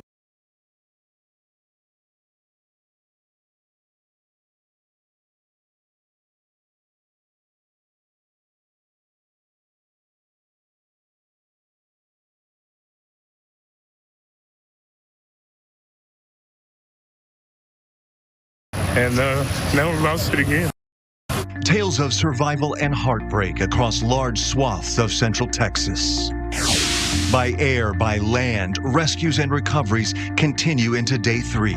We've also seen camp workers, families who are trying to clear out some of these cabins over my other shoulder. Fox 4 reports from inside the calamity, getting our own look today at Camp Mystic's devastation, where dozens of children were swept away, including some from North Texas. It's not going to take the same amount of rain that caused this damage to make the current water levels rise up, right? Because the ground is already saturated. Now, with even more rain falling across the waterlogged region, new fears in new communities as water levels rise once again. Plus, average Americans answering the pleas for help, donating their time and their money to help neighbors in need. People across our community, across our state, across the world have been responding to that request. Tonight with an update on the numbers coming out of central Texas. At least 79 people are dead at this hour across the region. Catastrophic flooding. Rescue efforts still underway with a known 41 still missing, a number that could actually be much higher, according to authorities. Thanks for being here tonight. I'm Casey Stiegel. A majority of the deaths being reported in this historic flash flood emergency are from Kerr County. 10 girls from the all-girls summer camp, Camp Mystic, are still missing 3 days now into this disaster. Rescue crews are still working through very challenging terrain and conditions to find every last person unaccounted for. We have Team Fox 4 coverage this evening with crews out in Kerr County and right here at home with a look at local relief efforts. Fox 4's Peyton Yeager kicks things off for us tonight live in Hunt, Texas, which is not far from Camp Mystic. Peyton, what's the situation looking like where you are? Hi, Casey. And today at Camp Mystic, some of those families were allowed to go into the cabins and pull out belongings. Also on the campgrounds, search and rescue crews, they were trying to sift through those mounds of debris along the Guadalupe River. The road here along the river closed today, prioritizing first responders and power crews. Sunday, the frantic search continues for missing campers and a missing counselor from Hunt, Texas's Camp Mystic. Fox 4 confirmed Camp Mystic director Dick Eastland died trying to save girls from the raging Guadalupe River. While on scene, these men tell Fox 4 they were looking along the riverbank for their missing grandmother. But Sunday afternoon, storms made the recovery efforts more difficult. Rainfall triggered a new flash flood warning. People in Hunt told to get to higher ground. DPS troopers working to communicate on where to evacuate. That panic was felt again with a potential surge of water. Here in Hunt, you also have homes that were completely washed away. All that's left of this one is the foundation. Another priority today, we had power crews here in Hunt working on these power lines like this one. Broke in half, but also next to it, hanging on a tree, the American flag. I've chased a lot of hurricanes and tornadoes, and I have never, not once in my career, seen anything like this. This is horrific. Tyrell Beach, a contract lineman out of Granbury and also a father, taking the devastation personally. When you see debris and clothing and shoes and stuff, and then you think, you know, that could have been one of their clothing or a tent or a sleeping bag. And yeah, I couldn't tell you how many times I've drove up and down this line bawling my eyes out. So I got those last kids out this morning on buses, and parents came and got them out. With multiple camps in Hunt, Assistant Fire Chief Kirk Griffin says the reunifications were still taking place Sunday. Another challenge for his firefighters, clearing the roads and bridges. The drive into Hunt shows the river's downstream violent path. But in the devastation, a sign of hope. The Hunt store changed its sign to now read Hunt Strong. Griffin seeing that help firsthand from across the state. It is very supportive. So, anyway. Following that weather evacuation that we had this afternoon and also possibly some fatigue, Casey, it is eerily quiet this evening in Hunt. On top of the storms, I mentioned at the top of this newscast the challenging terrain that these first responders are going through. We saw it firsthand as we were driving into Hunt, but those first responders vowed that they will not quit. Yeah, Casey? it's just an arduous task, and our hats go off to all of the first responders and the volunteers who are tirelessly working. Fox 4's Peyton Yeager and photojournalist John Gannan, fantastic work out there. You all stay safe, and we'll look forward to your reports throughout later in the hour, but also, of course, throughout the upcoming week. Peyton, thank you. All right, let's get you over now to Fox 4's David Sintendry. He is also in Kerr County. He's in Kerrville after speaking to some who have lost everything they own. Just incredible, David. Yeah, Casey, the park here in the middle of Kerrville is right on the Guadalupe River. I think you mentioned this weekend there was supposed to be a July 4th celebration here in this park just hours after that catastrophic flooding rolled in. The park right now is closed to foot traffic, but there are plenty of people walking inside on foot, as were we for quite some time today. Not a whole lot of words were being said by people as they're just looking around and taking it all in, but the looks on their faces says more than you need to know.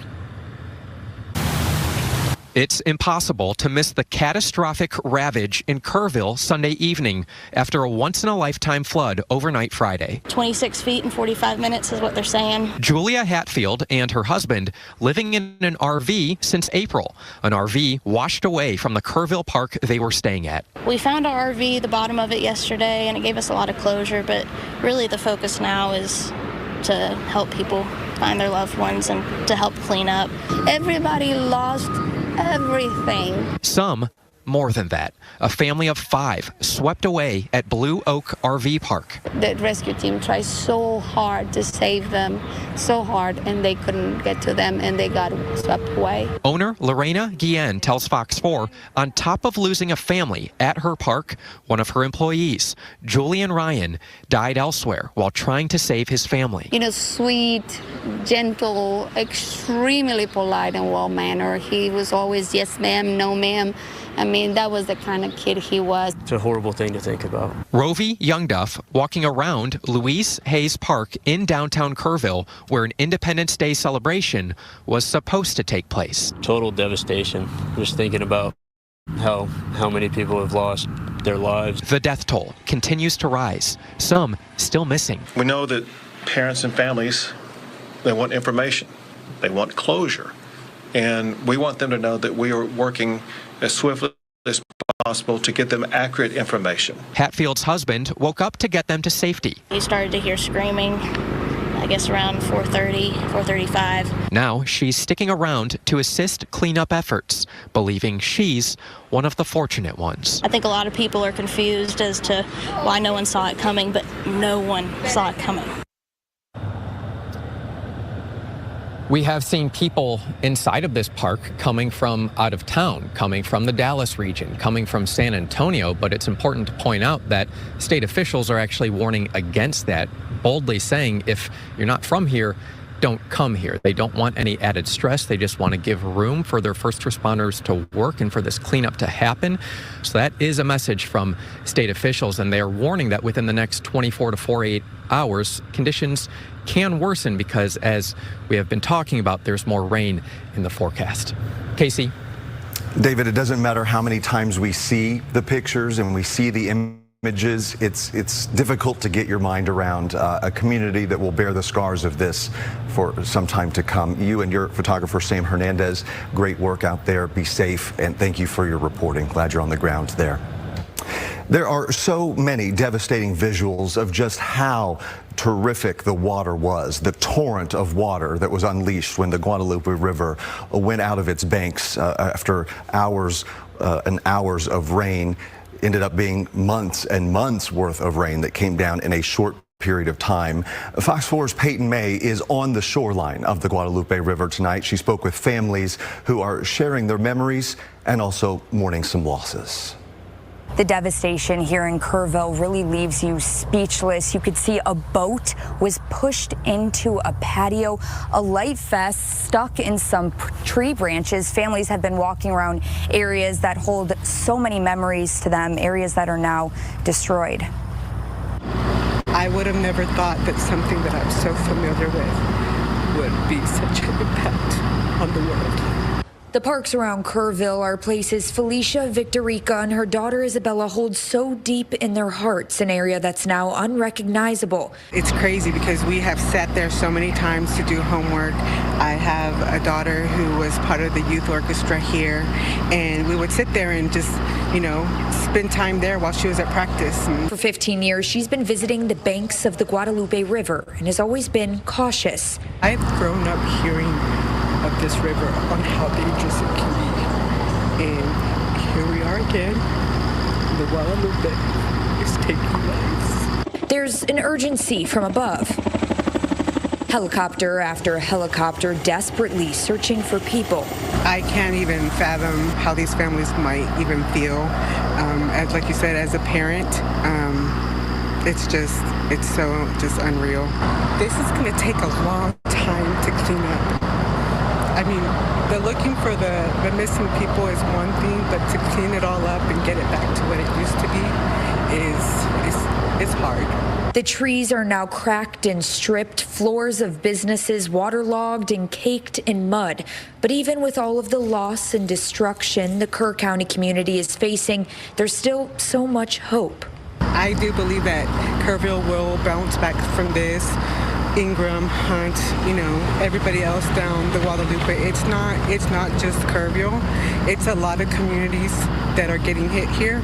But like I said, everybody's really close-knit to be there for each other and support each other. It's unbelievable to see how high these water levels rose from right here. Residents say there's water damage 3 feet high into that building. That's about 20 feet above me right now. Now, as we were driving into Kerrville, there was actually a flash flood warning. So residents here say they're still on high alert. Reporting in Kerrville, Peyton May, Fox 4 News. Well, as families and communities band together to mourn those lost right here in North Texas, all the while many from across the state are going to Kerr County to provide some relief. Our team coverage continues now with Fox 4's Amelia Jones. Hi, Amelia. Hi there, Casey. One way people here in Dallas are showing their support for the families and victims impacted by the floods is by tying green ribbons to the trees, and they are all over the Highland Park neighborhood. Governor Greg Abbott declared today a day of prayer, and we know North Texans are sending their prayers in addition to resources to help those in need. Sunday was declared a day of prayer in Texas, and dozens of people gathered at St. Michael's Church in Highland Park for a memorial service to honor the life of Lila Bonner and pray for her family. Bonner, pictured here next to her best friend Eloise Peck, were both attending Camp Mystic when devastating flooding hit Hunt, Texas. The two didn't survive.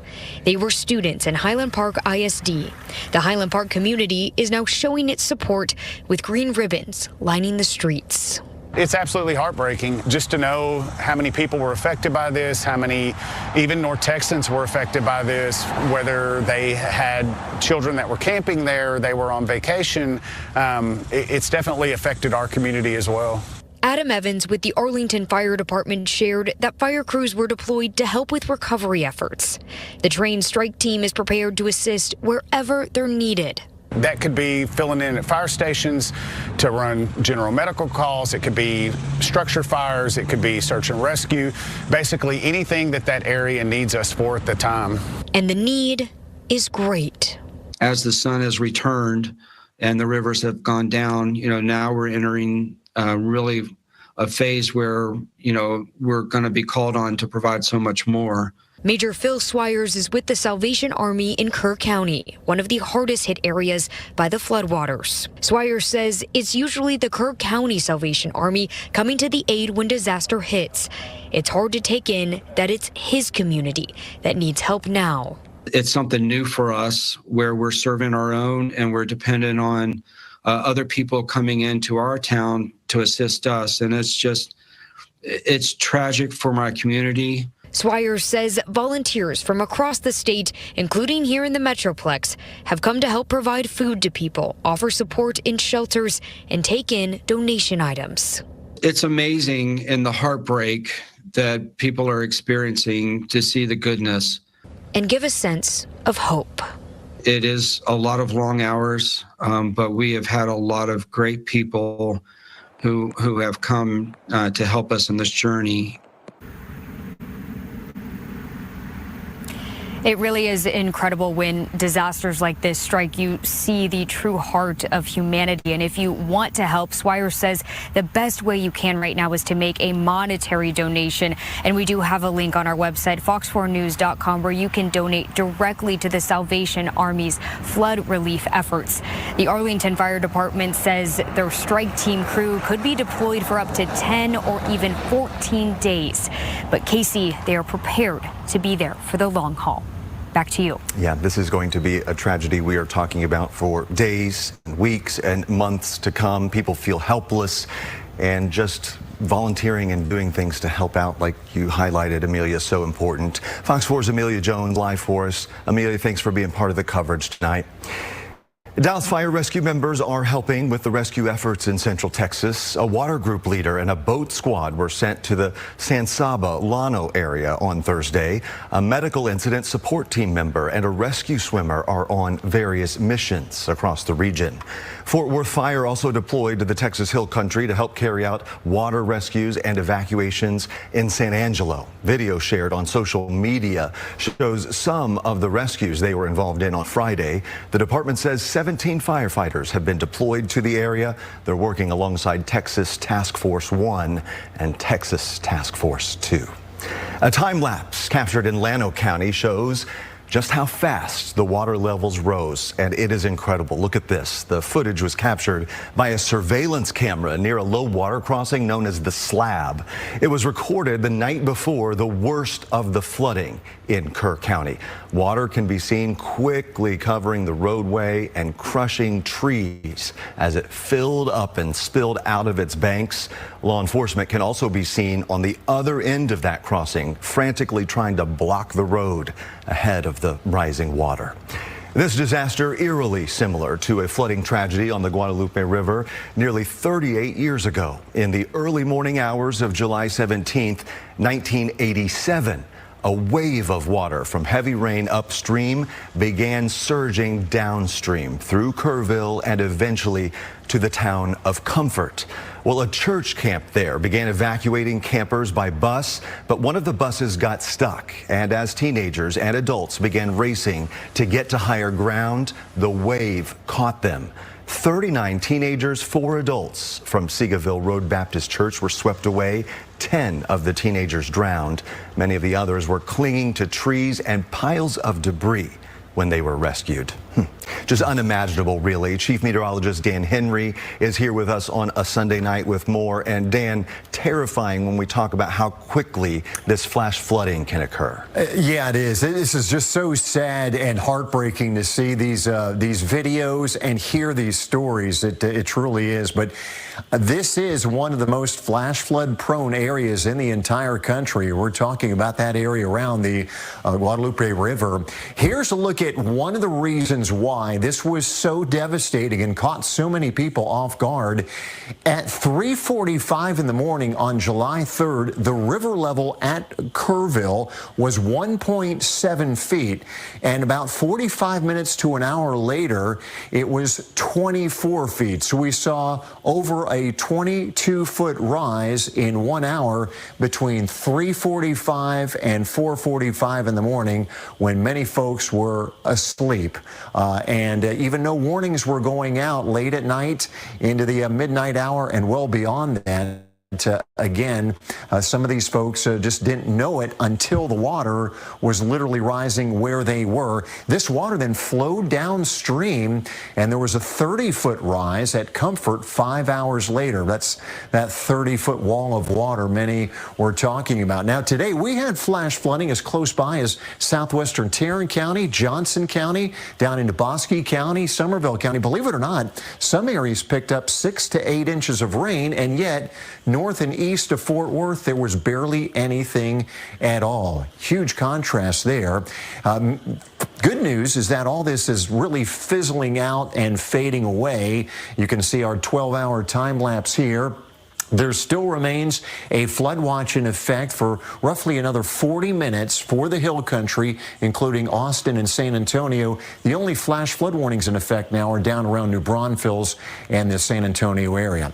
We have temperatures in the low to mid 80s at this hour. There will be some more scattered showers and thunderstorms brewing tomorrow. Once again, the better chances off to our southwest and south. More details on that and a look at some incredible rainfall totals over the last few days. Your full forecast coming up. Dan, thanks. We'll be looking forward to that. So many of you have reached out to us asking how you can help those affected. So Fox 4 has set up a donation site to send money directly to the Kerr County Flood Relief Fund. So you can scan the QR code you see there on your screen and follow the link to donate.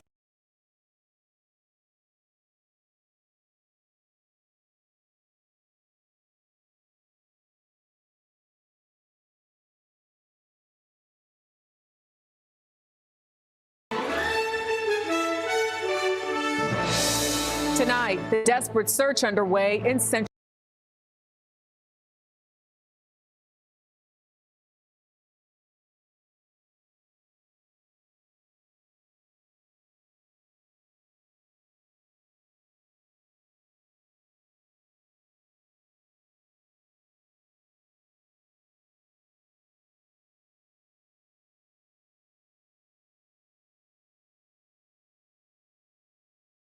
Texas.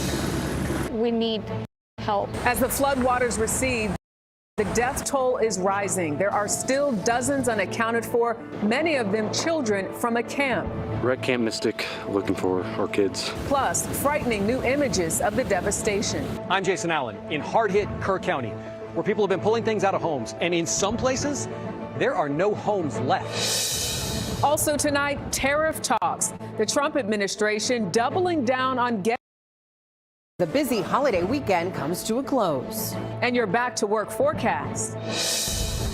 Overseas, new peace search for flood victims. The latest count, at least 79 people are dead, with dozens still missing. President Donald Trump today signed a disaster declaration for Kerr County, the hardest hit. And Pope Leo sending his condolences from the Vatican, praying for the victims' families at his Sunday service. And we're now getting a big picture look at what unfolded. The floodwaters spreading to 20 counties across the state. 27 of the victims are girls and staff from a summer camp. Officials say 10 girls and 1 counselor are still missing. CBS's Jason Allen has been covering this for us all weekend in Kerrville, Texas. Jason, what are you seeing?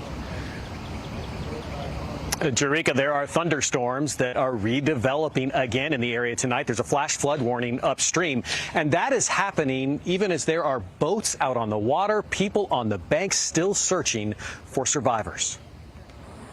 Along the banks of the Guadalupe River, the focus is shifting from rescue to recovery. More than 1,000 rescue workers, including members of the Coast Guard, worked through the weekend, plucking people from rooftops and scouring isolated areas. Is it safe to get in, you think? We went with Thomas Rex as he climbed into his wrecked trailer that was parked along the river near the town of Ingram. Bad. I got some really couple nice suits in here. I want to take those to the dry cleaner. He got out before the water hit, but only because firefighters started pounding on his door. Yeah, 4 something in the morning. Yeah, I would have probably heard some. I don't know if I would have heard with my earplugs in. I don't know. I would have just been sitting there trying to go back to sleep. And you could have been in all this. Yep. If I stayed in my bed, I might have been okay. If I came in this area, I might not be talking to you right now. A short distance away, at least 10 young girls are still missing at Camp Mystic. Water rose more than 25 feet in less than an hour there, trapping campers and staff inside cabins. We're looking for places that they're going to potentially be alive. Authorities are also facing scrutiny tonight over why more people weren't alerted sooner. A CBS News analysis of real-time alert data kept by FEMA shows there were 22 flash flood warnings for Kerr County and the Kerrville area. But local officials insisted no one predicted a flood of this size and defended their actions. Some urgent warnings were sent at various times, but just sending the message is not the same as receiving the message, having a plan to do something when you receive the message, and then the ability to implement that plan. This foundation that we're standing on, it did have a house on it before these floods. Jerika, we talked to a family member of the people who lived here. 3 of them are still missing tonight, including a 2-year-old. Prayers to that family, prayers to the entire community. Jason Allen, thank you. CBS Evening News co-anchor Maurice Dubois is in Texas for us. He surveyed the devastation from above on a flight with the U.S. Coast Guard. From up front, it's a totally different view, a bird's eye view of the devastation. They're searching desperately for any sign of survivors. You can see more of Maurice's reporting beginning tomorrow on CBS Mornings and on the CBS Evening News. Well, the question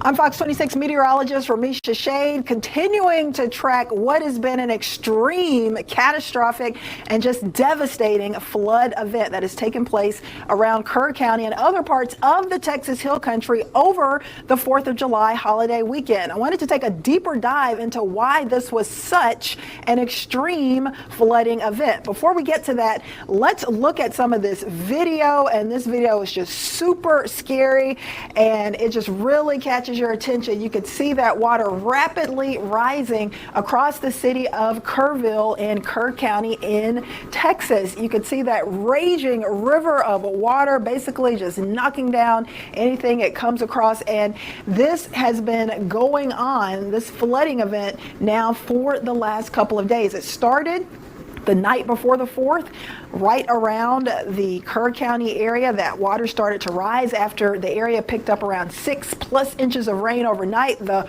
morning of the 4th of July, early Friday morning, was really the peak of this event. That water really started to rise overnight. A lot of people were asleep, unfortunately, and caught off guard, and you can just see how devastating this flooding event was. Those floodwaters were ferocious and did quite a bit of damage. Now, I want to explain what contributed to such an extreme flooding event. Well, the Guadalupe River actually consists of the North Fork and the South Fork. They originate in western Kerr County, of course, in the state of Texas. Now, these two forks converge near the town of Hunt, and the main river flows eastward. So on the morning of the 4th of July, early Friday morning, officials received a report of the South Fork at about 7 feet Friday morning. Several minutes later, it was up to 29 feet. Imagine that water rising that fast and you're really not aware of what's going on. And that's why so many people were caught off guard, and that's why, unfortunately, we've had several fatalities and still several people missing. Here is a view of really what you can expect around the Guadalupe River. More details of how the North Fork and South Fork come together and merge right around the city of Hunt. So we had that rain late Thursday night into early Friday, the morning of the 4th of July. The North Fork there, the South Fork there, the water really started rising in both forks, especially the South Fork. Then they kind of merged right around the city of Hunt, and that's where we had that rapid rise of water over 20 feet in just a matter of minutes to a few hours, and then all of that water, that raging water in the Guadalupe River, just moved from west to east, pushing through the city of Kerrville and eventually through the city of Comfort. So this is what led to that extreme flooding event. So the Guadalupe River at Hunt reached the second highest height ever on record, higher than the 1987 flood. Also, the Guadalupe River at Hunt rose about 22 feet in just a matter of a few hours.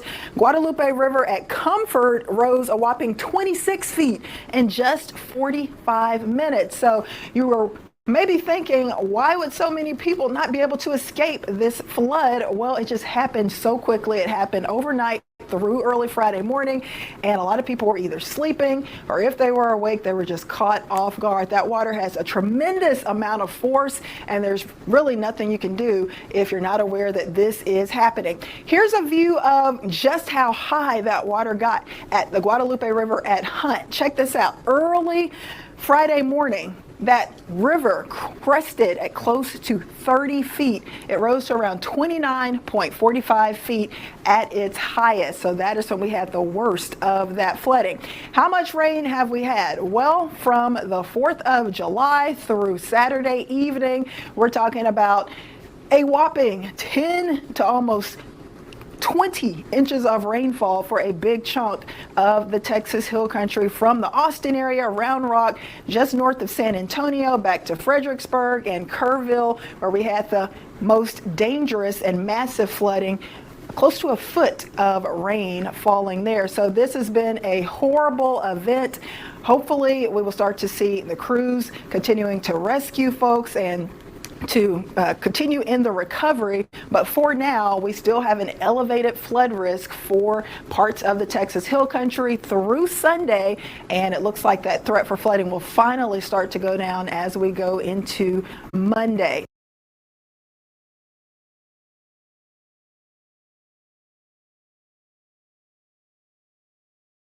On to the deadly flooding in central Texas, where search teams are looking for victims around the clock. New drone video shows neighborhoods completely submerged in floodwaters. This with another round of dangerous weather in the forecast there. At least 82 people have died, with many more still missing. 41 people are confirmed to be unaccounted for across the state, among them 10 girls from a summer camp.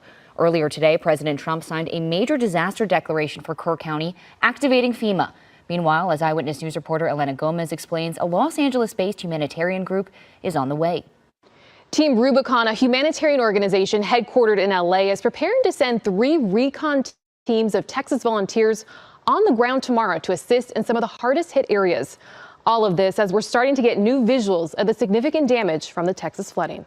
Tonight, new dramatic time-lapse video shows floodwaters taking over a road in a matter of minutes in Kingsland, Texas on the 4th of July.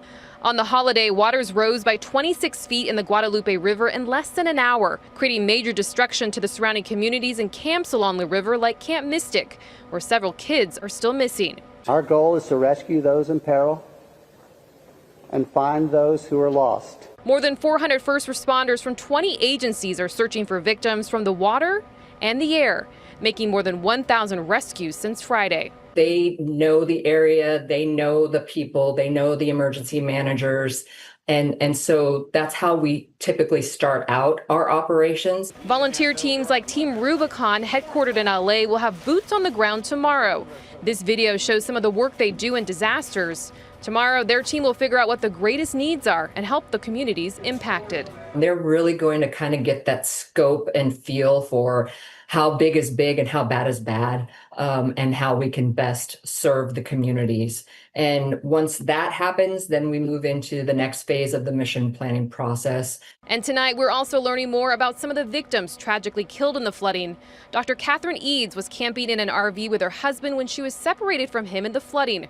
Her family saying she was an incredible wife, daughter, mother, grandmother, and person who spent her life helping kids. Heart of the Hills Camp for Girls remembering their director, Jane Ragsdale, for her strong, joyful spirit. For those looking to help the communities impacted, Jennifer with Team Rubicon says you can visit their website at teamrubiconusa.org to donate or sign up to volunteer. Elena Gomez, ABC 7 Eyewitness News.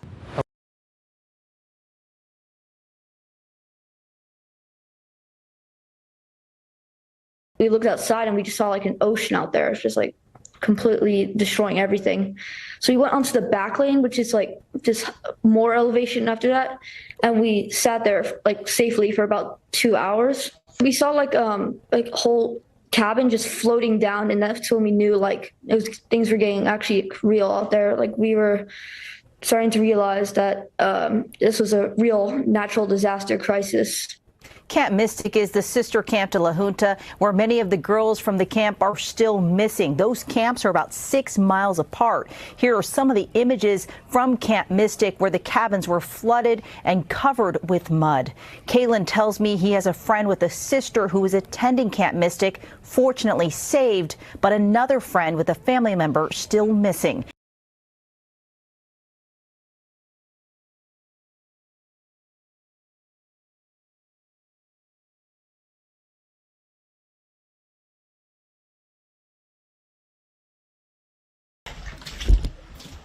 First of all, our thoughts and prayers go out to all those families still searching for information about their loved ones and lost ones. And in this case, this is my parents' house. They're in their 80s. 11 o'clock at night, they started having the water rise and come into their house, so they were able to escape up the hill. And they got word of their neighbor being stuck in her attic, so they went over and rendered aid and got her out. She's 92 years old.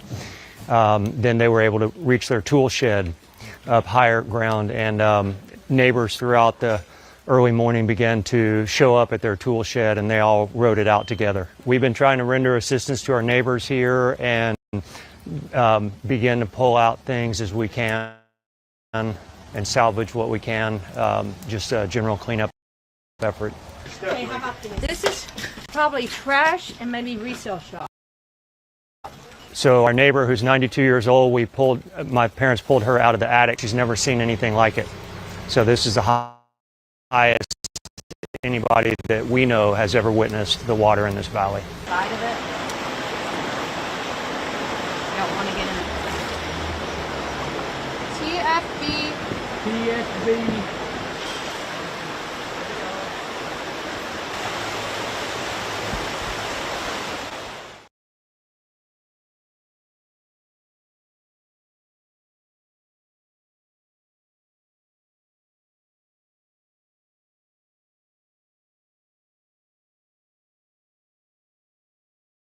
Now to the devastating floods in central Texas. President Trump has approved a major disaster declaration for parts of the state that have been hit by those devastating floods. FEMA now on the ground to assist.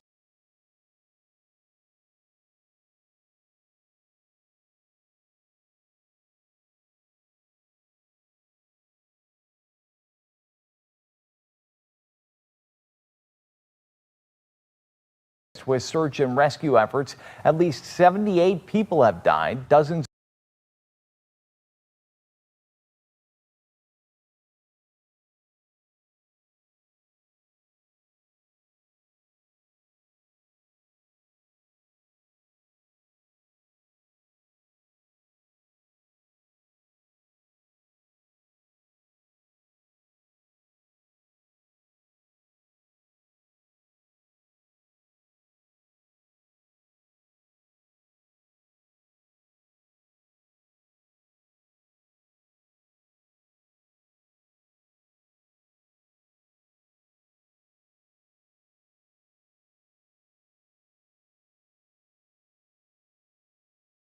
more still unaccounted for after torrential rains caused the Guadalupe River to rise to 26 feet, its second highest level ever.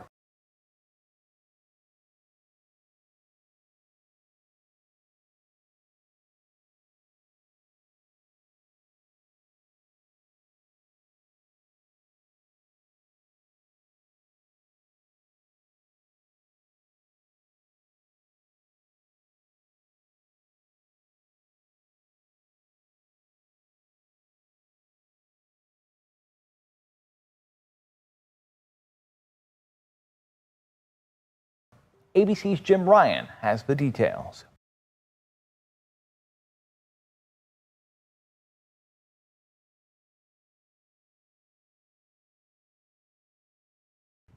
More than 400 first responders from 20 different agencies are helping in the efforts, carrying out more than 1,000 rescues since Friday, in some cases using helicopters to reach victims clinging to trees. Aerial images show the scope of the devastation. Trees toppled, bridges severely damaged, homes destroyed. The floodwaters tore through Camp Mystic, where 750 girls were spending the holiday weekend. Several girls and one counselor still are reported missing from that campsite. ABC's Mireya Villarreal flew with Coast Guard members helping with the rescues. Right now we're hovering over the water river about 40 miles down from where those camps were predominantly affected. This is where a lot of the debris has built up in this area. The search for victims is made even more difficult by the dense forest below. We got a FLIR camera on the front of the aircraft. You can see back there, it's that little black ball turret up there. But it is a very good camera that we have, and it's also an infrared camera, so we can find heat signatures. There are growing questions about alerts and evacuations ahead of the floods. The Texas Department of Emergency Management warned of continued heavy rainfall and flash flooding threats 2 days before the disaster. The moment of time when they knew the magnitude of the water, it's a difficult decision whether or not to begin evacuating people or not, because if you have a warning telling everybody to evacuate, you could actually lead them to their death. And we're learning more about some of the victims who died. Dr. Catherine Eads was camping in an RV with her husband. The couple was separated in the floodwaters. And 27-year-old Julian Ryan, who leaves behind 2 young sons. His family says he tried to break through a window as the waters rose inside their trailer and suffered a fatal cut to his arm. Jim Ryan, ABC News, Kerrville, Texas.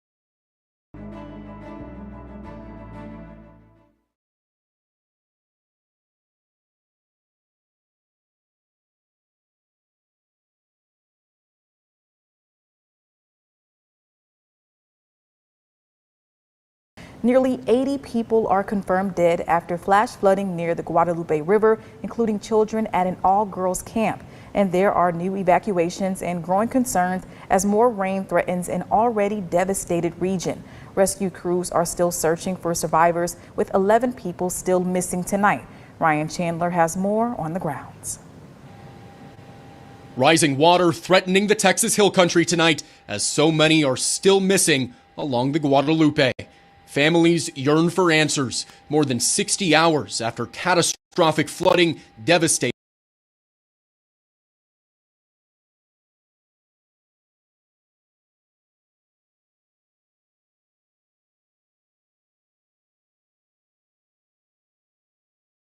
this area Friday. At least 79 people are reported dead across central Texas. Most of the deaths along this river.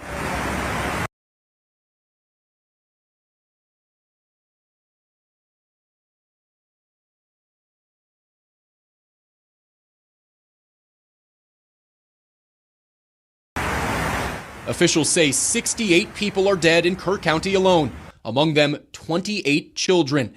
Some young girls at Camp Mystic washed away. It was nothing short of horrific to see what those young children went through. 10 girls and a counselor are still missing. Is the priority rescue at this point or recovery? So obviously, we're going to do our best to try to rescue anybody that's still out there and needing a rescue. We joined the Coast Guard as they searched from the sky, 1,000 feet above the river. From up here, you can see the swollen riverbanks for miles. The U.S. Coast Guard is scanning this entire area for heat signatures that may lead to rescues or recoveries. But after they told me on this flight, they did not spot any signs of life. We're desperate at this point. Allison Edwards rushed here from Austin to find her father, Steve, who she says was swept away while saving her mother from their RV. What keeps you holding on to hope that you'll find your dad?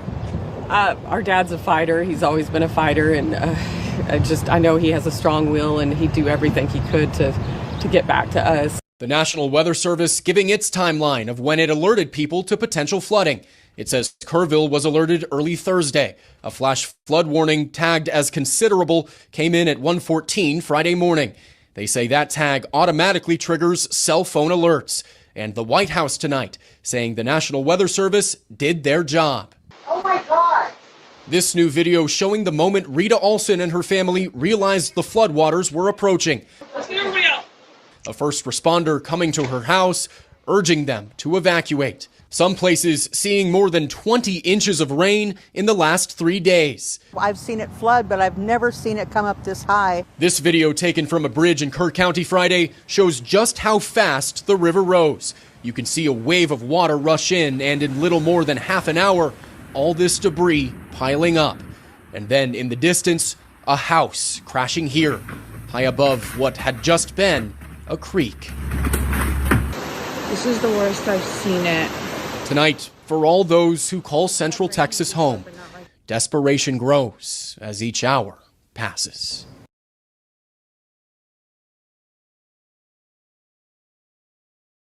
Brooke and Blair Harbor were students at St. Rita's Catholic Church in Dallas.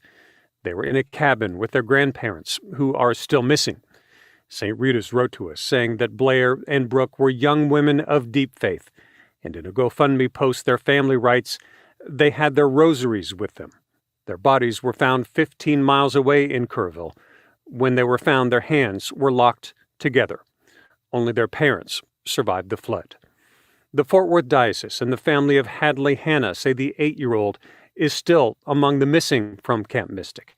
8-year-olds Eloise Peck and Lila Bonner, who just finished the second grade at Bradfield Elementary, best friends, confirmed among the victims.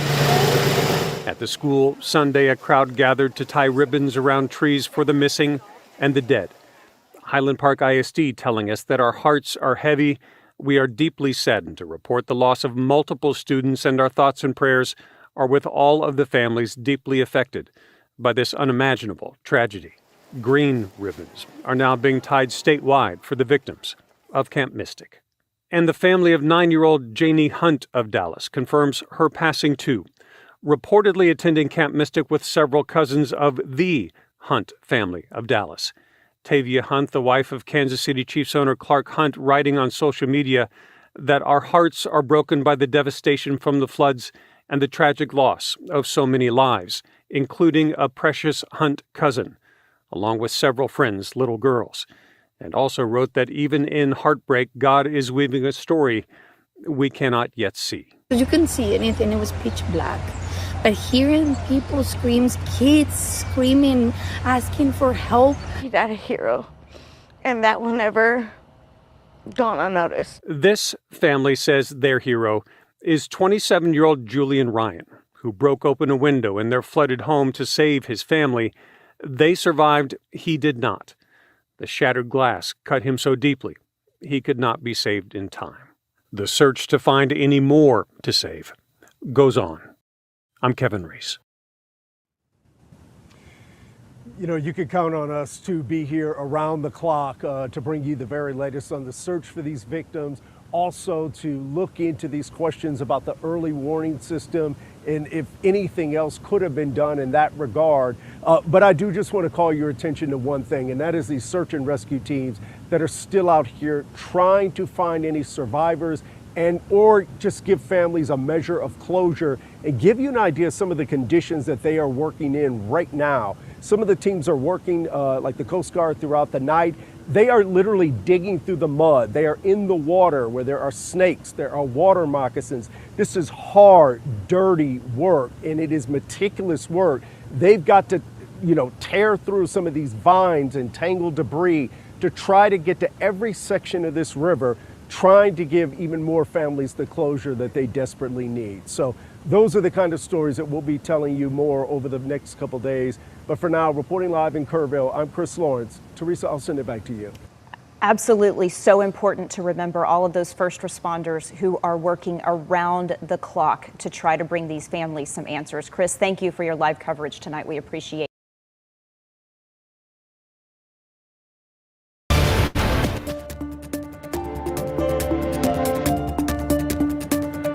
We continue to have hundreds of officers, deputies, and to support our staff working every aspect of this emergency, along with air, water, canine, and other assets, conducting search and rescue. And so as we were, preparing for it, unfortunately, the rain hit at the most inopportune time, and right in the most inopportune areas where the North and South Fork hit. It converged, and so here we are. So again, we want to continue to focus on those rescue operations. Trained experts and professionals from the city of Kerrville, from Kerr County, from state agencies and federal agencies are all working together with one goal. That is to find, to rescue those in peril and find those who are missing. Tonight, we complete nearly 3 days of search and rescue operations in the Texas Hill Country. In Kerrville, officials have confirmed 68 people killed in the Independence Day floods. And meantime, it is still a desperate search for the missing.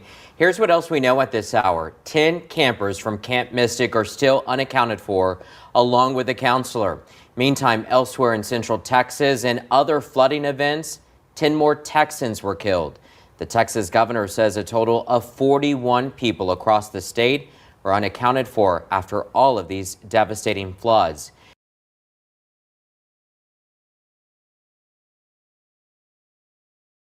Devastation in Texas Hill Country. Flash floods have killed at least 80 people, including 28 children. For the first time since the storm began pounding his state, Texas governor could be still missing. Tonight, growing questions. Were there enough warnings in an area known for flash floods, and were enough precautions taken? New video shows crews rescuing survivors from cars, rooftops, even trees. Earlier today, a survivor rescued from Camp Mystic spoke with Fox News. She and several other campers were airlifted to safety, but some of her friends are still missing. And she told Fox she even put a name tag on her body just in case the floodwaters swept her away. My name tag because I was scared that if water's coming out next to our other cabins, that our cabin might be next. And I just put it on just for safekeeping, saying in my head I was saying, if something does happen and I do get swept away, at least I'll have my name on my body. 10 girls and 1 counselor still missing from Camp Mystic.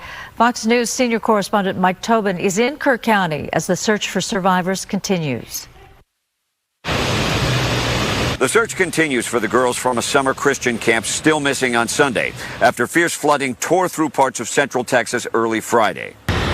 Rescuers are searching damaged riverbanks, now scattered with broken trees and overturned rocks. I had 2 granddaughters who were there, and they had 4 cousins. Thank God my granddaughters are okay. One of their cousins, Janie Hunt, is in heaven now, and God has wrapped his arms around her. Parents who have been reunited with their children from Camp Mystic are sharing their kids' stories with local officials. Texas Lieutenant Governor recalling one of those extraordinary moments when a little girl escaped. They climbed out the window in bare feet and nothing but a nightgown on in neck-high water. She said, "I don't know how we made it." The extent of the floods came unexpected to many of the residents and campers in the Texas Hill Country, a summer hotspot for camping and swimming. The National Weather Forecast predicted minor flooding, minor event a day before. Some are criticizing authorities, saying people in the vulnerable area did not receive proper warning of destructive flooding. Water in the Guadalupe River rose 26 feet in just 45 minutes, killing dozens and washing away anything in sight, including homes and cars. There's going to be time to go review what can be done differently. What can you do to make sure that people have an earlier alert? Texas Governor Greg Abbott has declared Sunday a day of prayer for those dead and those still unaccounted for. In Kerr County, Texas, Mike Tobin, Fox News. Dangerous surf pounding Southern California beaches tonight from Santa Monica up to Ventura County. And from Catalina to the Santa Barbara Islands, a beach hazard statement is in effect. Strong rip currents, big waves, and warnings to stay out of the water. All right, let's check in with meteorologist Star Harvey for a look at the weather and more on all of that stuff going on our coast. Yeah, you know, we do, just as you said there, have that statement stretching across a big chunk of our SoCal coastline. Now, that we're talking life-threatening rip current risk here at order. Now, we don't have any weather extremes in place, but we do have that statement. It is going to stretch all the way up through Oxnard, Santa Barbara, down through our LA County beaches as well. Malibu, Venice, Santa Monica, and of course down and toward the Orange County region as well. Those are in effect at least through the rest of this evening. Surf heights at 3 to 5 feet, and of course that rip current risk at a high. We are looking at things starting to settle down as we do push into Tuesday, so it is always advised to stay out of the waters if you can. Let's get to our weather headlines. We are talking seasonal temperatures through at least the first day of this week, so tomorrow. Then we do get a noticeable warm up as we do head through Tuesday of this week. Those temperatures expected to peak Wednesday and Thursday. And yes, we do start to see things cooling down as we do push into next weekend. Yesterday of the year, downtown did not reach 104 to start this 4th of July weekend. I still towards portions of our deserts, not just our high deserts, but also our low deserts. That's where we do have everyone's kicking up the highest 17 to 18 miles per hour. In general, we're talking about 5 to 15. And again, we will keep those eyes all across the deserts and the mountains as we do push into this week as well. Tonight, we may get another chance at some more of that.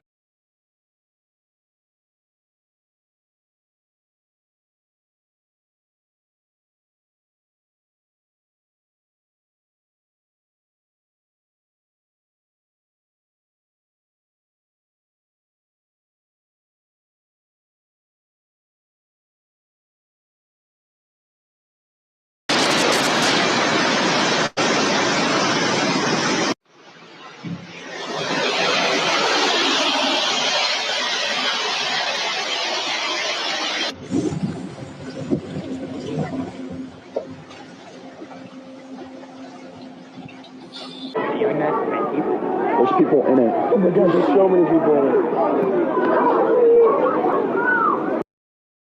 Yeah, it's over. Welcome back to Real Estate Mindset. Today's video is going to be on the absolutely devastating Texas flash flood that happened approximately 4 hours from my house. As I'm speaking and making this video, my search and rescue team, Premier Search and Rescue, is being deployed out to that area to assist in the recovery efforts, along with Melody Wright, who is going to help articulate what's going on the ground, as I will also be there within about 48 hours of this video. Now, today's video, we're going to go into the stats on what exactly happened with the Guadalupe River flooding, being that it raised about 26 feet in 2 hours. So we're going to go over all of the stats, the location. We're going to watch several videos that showing you guys that the damage is extremely similar to Hurricane Helene. And then we're also going to go into who's missing. We're going to take a look at Camp Mystic. We're going to see the children that are missing there. We're also going to go into the weather reporting system and ask questions like, did those people have enough time to evacuate? We're also going to go into a few videos of survivors of that ordeal. And then we're going to end this video talking about the active weather modification that is going on there right now in 2 of the counties that declared disaster. And then we're going to ask the question is crazy. There's no question that there's active rain enhancement programs going on. 2 counties have declared a disaster where there is active cloud seeding going on. I know we can't directly say that a plane flew and something flooded because we just don't have their schedule. But when I looked at that, to me, it was absolutely shocking because this has been in our face for 30 years and still people are yelling about conspiracy theories. Cloud seeding, flooding, cloud seeding, flooding. And here's the interesting thing. It's not supposed to flood there. That's why they're doing cloud seeding there. They're trying to handle and help with the droughts. So Mitch, in your opinion, do you think that there is a direct correlation with these weather enhancement programs and flooding? The problem is that it's not proven, right? The statistics just aren't there. So I want to take a side angle here. GMOs are genetically modified organisms and food. And I call it government modified organization. So just because somebody can do something, like you can modify food away from nature and turn it into something else, doesn't mean you should. Just because this problem was initially started way back in the late 1940s, when the theory of cloud seeding started to rise up through the research labs, doesn't mean you should. There's a cost-benefit analysis, and I did the research on what does it cost to seed a cloud. Well, it's not just a cloud. So the way that they have it broken down is they say, well, the cost of seeding can be up to $425 per acre foot. Well, that means 1 acre times 1 foot tall would cost $427 in theory. Now that number's been floated out there multiple times. That statement is out there multiple times. I am highly suspect of that statement, because if you go back to the late 1940s and say, look at the universities, look at the research labs, look at the flights, how many flights have occurred? They're burning fuel at a gallon a minute for these flights on average. Look at the pilots. Look at the training necessary to handle the silver iodide. When you start adding all this up, you've got to wonder, why is it that nobody really talks about the true cost-benefit analysis? Again, just because you can do it doesn't mean that you should.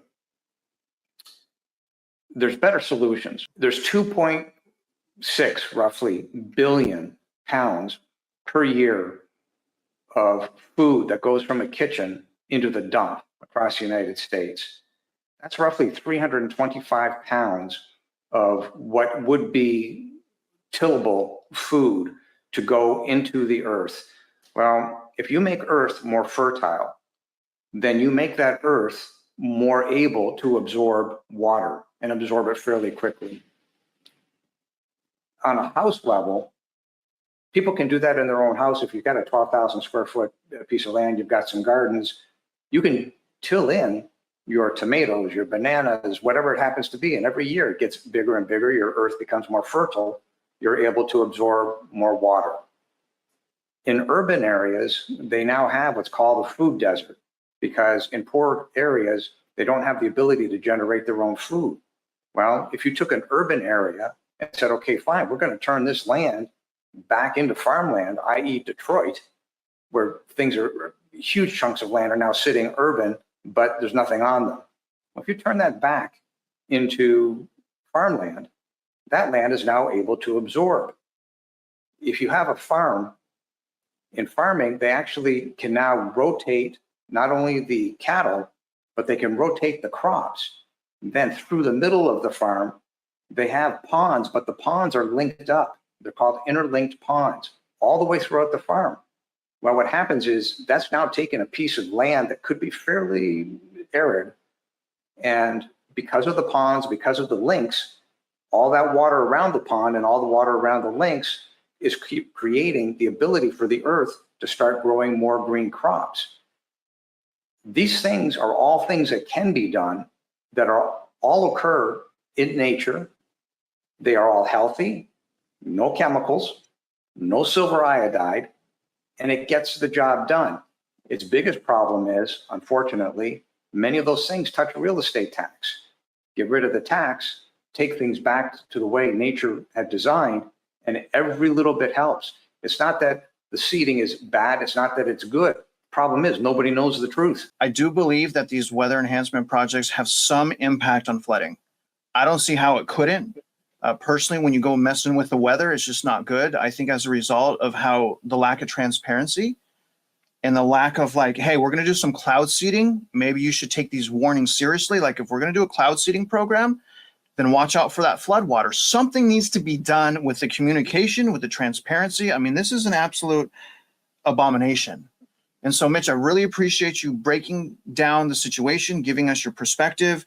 I'm going to end us out of here by talking about how important community is, guys. The community is vital. Now, so far, it looks like there has been a positive response. There's been lots of National Guard, lots of people, dog handlers, search and rescue, but they had that same initial response during Hurricane Helene. And so I'm questioning what's going to happen in a couple of days from now. And that's why, you guys, again, I'm always preaching about community. There's no way that I'm going to sit this one out. And so, again, I have Lewis, I have Melody Wright, I have a Chainsaw Master, we have dogs coming, we have our entire search and rescue team coming. And if you guys can help us participate in this operation, I have seeded their deployment with my own tithe. And guys, I don't have a lot of money. So if you can participate, if you can participate physically, reach out to Lewis. His link is going to be in this description. If you guys can contribute financially to our activities on the ground in that area, please, you guys, do it. I don't want to go broke again, but I am willing to. Now, other than that, guys, I'm going to get out of here. Absolute devastation. Say a prayer for all those families. Again, if you guys are going to go in there, if you're going to go help look, I would like to say this. A couple things. Number one is your safety, right? Situational awareness. Even though it's not raining right at this very second, it is later today, though. You got to be aware of your situation, what you're standing on. You can crash through a debris pile. You can go straight to the bottom of it and destroy yourself. And I'm going to tell you this right now. In my opinion, at least, the most important thing that is needed in that area are dogs. And so that's exactly what we are bringing. Mitch Vexler, again, I thank you, sir. I'm going to get everyone out of here, you guys. If you're out there, investing in your lives, investing in yourselves, investing in your communities. You guys already know we wish you luck, and we hope you win.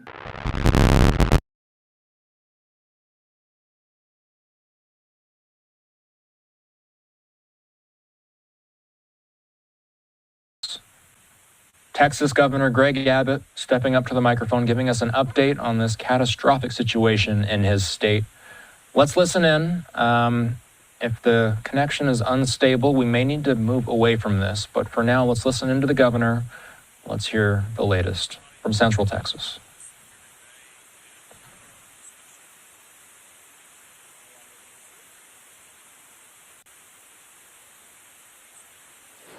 To share. First, what I have observed in this community over the past 24 hours is what I call quintessential Texas. When Texans face a challenge, we come together, we unite. And that's exactly what's happened over the past 24 to 40 hours in this community. Nothing more than extraordinary devastation. And the worst thing that could happen in this community fell apart. They could have fallen apart. They could have fought against each other. But instead, they understand the importance of unity. That's what Texans do. That's what we will continue to do. Along those lines, something else to double down on what I said last night. We will be relentless in going after and ensuring that we locate every single person who's been a victim of this flooding event. We're not going to stop today or tomorrow. We will stop when the job is completed. Between now and whenever that day arrives when the job is completed, this is a 24/7 operation, day and night, because we know that we are looking for Texans and Americans, and we put them as our top priority. We will find every one of them. Additionally, I want to let you know that overnight, there was an increase in storm damage and rainfall and flooding in other regions of the state of Texas, in addition to the ones that were in the disaster declaration that I made yesterday.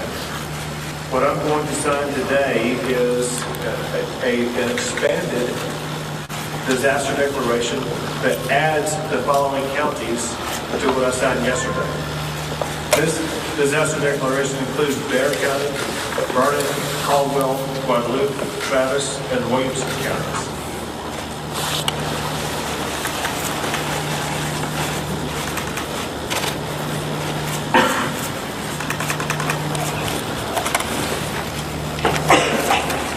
We will continue to add counties as needed, as conditions either worsen or improve in counties across the state of Texas. We will ensure that every asset or resource the state has is going to be made available to every county that's the subject of this disaster declaration.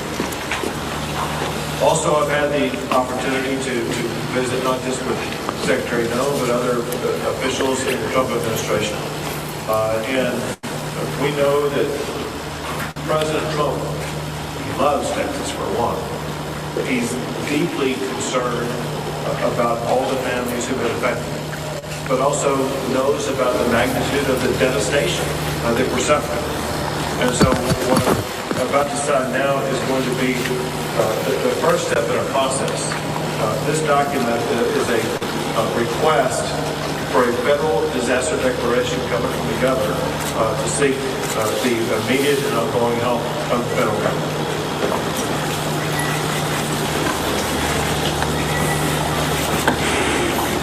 I want to express my gratitude in advance to President Trump for his entire administration for their devotion to the state of Texas. He always tells me about his love for the people of the state of Texas, his deep concern for them, and I know that he's feeling that now as much as he ever has. And there's no better way to show that than the fact that he wanted to ensure that he and his entire administration was represented here today by Secretary Kristi Noem, to whom I would like to turn things over at this time. Thank you. Thank you, everyone, for being here today. And I want to thank Governor Abbott for his leadership. And know that President Trump is absolutely heartbroken by what has happened here in Texas. And the loss of life is absolutely devastating to him and Melania. This morning I talked with him several times, and he wanted to make sure that all of you know how much he loves Texas, how much he's grieving for your families that have lost someone and the beautiful children that we're still looking for and hoping to return to their families, and that he is absolutely committed to using all the resources of the federal government to help unify families, rescue all those that are still missing, and return those who maybe we will recover back to their families as soon as possible. And that we will be here walking alongside each other and helping throughout this entire crisis. And know that I'm extremely grateful as well for the leadership of Kim Kidd, who's a fantastic emergency operations manager and has been well known throughout this country for leading through such a time as this. And this tragic situation is something that is unprecedented. We recognize that at the federal level. We also recognize that when something like this happens to a community, happens to a state, that the best responders are those locally, because it's your family members, it's your community members that are being impacted, and you can respond quickly. And the role of the state is to run and manage that emergency, but the federal government needs to be here for the support and extra resources on the ground as well. And that is what we are doing and what President Trump has dedicated to continue to do. I've visited with the president already about this special disaster declaration that the governor was going to sign here this morning, and he has indicated that he will honor that and that he will accept that. So that response and that relief will be coming. And we also have had assets here on the ground since the beginning of this crisis started, since this weather event did start. And even before it came, we were alerted.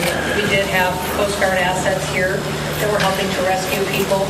We're thankful for the airframe that showed up and those coasties that were here walking alongside our DPS, and the emergency responders that were here, the Texas assets that were deployed already, and that coordination was seamless, and I appreciate them for putting that request in right away. We also had our VORTAC team from Customs and Border Protection out here helping with rescues. They are a specialized, trained force to come in these types of situations and bring their skill set to bear. That is a resource that's incredibly important to the Department of Homeland Security, but also in these types of situations where we need emergency management response. We also did have a CBP advisory interdiction specialist here that was helping with some coordination of air assets that has been present. And then we are looking at the other entities that are under the department and what can be utilized. And of course, FEMA is standing at an enhanced level right now, which means that they are plugged in to the State Operations Center. We're engaged, and then as this response goes forward, that their role will continue to be filled as it always is in these situations, and will be timely. Which means that they are plugged in to the State Operations Center. We are engaged, and then as this response goes forward, that their role will continue to be filled as it always is in these situations, and will be timely and responsive as to what the governor requests and what is needed here on the ground. I do know that the state of Texas is amazing in how it responds to disasters. Not every state is like that. Many states do not do what the people of Texas do. And you are an example to the nation of getting through these difficult times, but also know that you're not alone, that you have the entire country's hearts and are with you and are walking alongside you. And at the department, we will continue to bring more resources. We just, at the request of a previous conversation less than an hour ago, in visiting with him and with the governor, requested more fixed-wing aircraft from Coast Guard to come and help us, making sure that we're going out and locating individuals as fast as possible that we know are still missing, and that we also will send more airframe as far as helicopters that have the ability to come in, and some will be equipped, and the fixed wings with thermals so they can continue to work all night long. Some of the assets that other agencies may offer don't have that kind of equipment, but the Coast Guard does have it, and so that will be deployed so that the search and rescue efforts don't stop even when it does get dark at night. We'll continue to stay engaged, and I'll be here. I'm going to go up to the camp, Mystic, and I'm going to go around town and spend some time here today and make sure that when I am calling and talking to the president throughout the day, that he has timely information, and that the requests that are coming here from the leadership on the ground are met immediately, and that we can take care of these families and take care of these folks right away. We do know the number one priority now is people, is making sure we're finding people as fast as possible, and we're returning them to their families. And then also, throughout the process, we'll get into what damage was done to public infrastructure, what may have been done to, I know we have 1,800 people that are still without power. What I understand is people still have water, but we do have damage to bridges and to roads. Thankfully, dams held.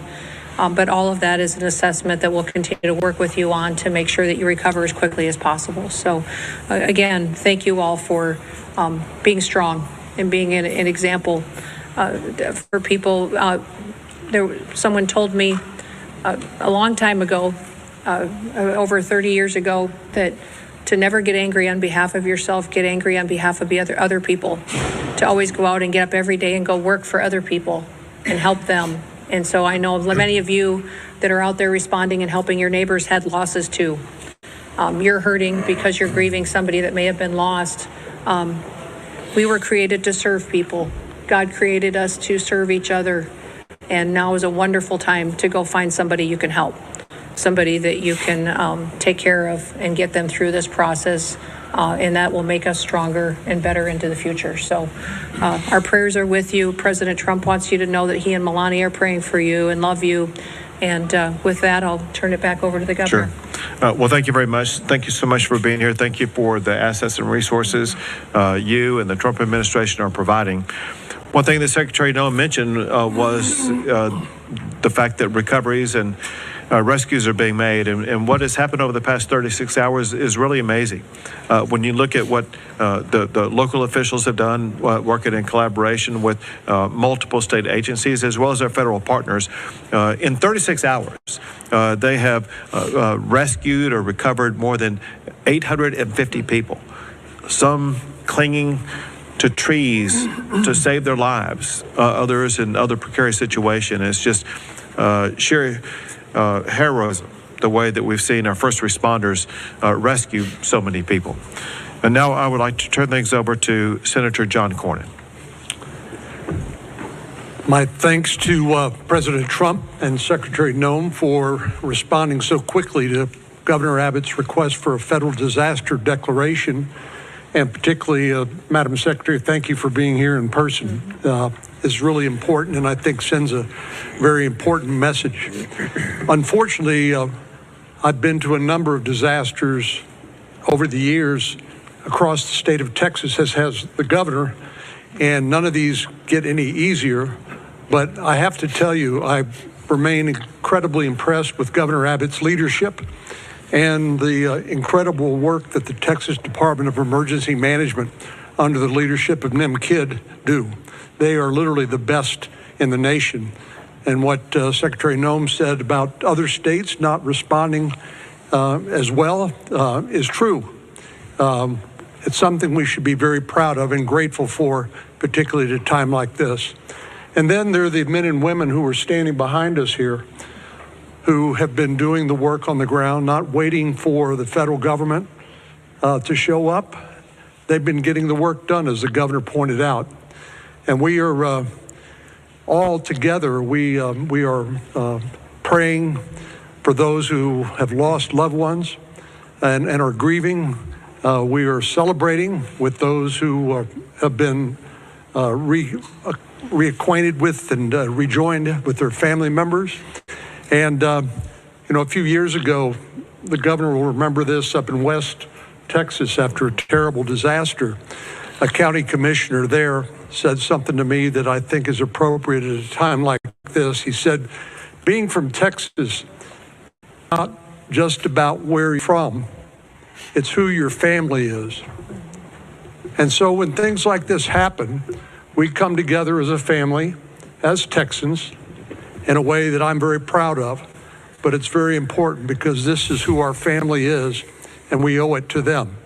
And I take the governor at his word that he and his team will be relentless in supporting all of the efforts at the local and the federal level until every last person is accounted for and those families are reunited with their loved ones.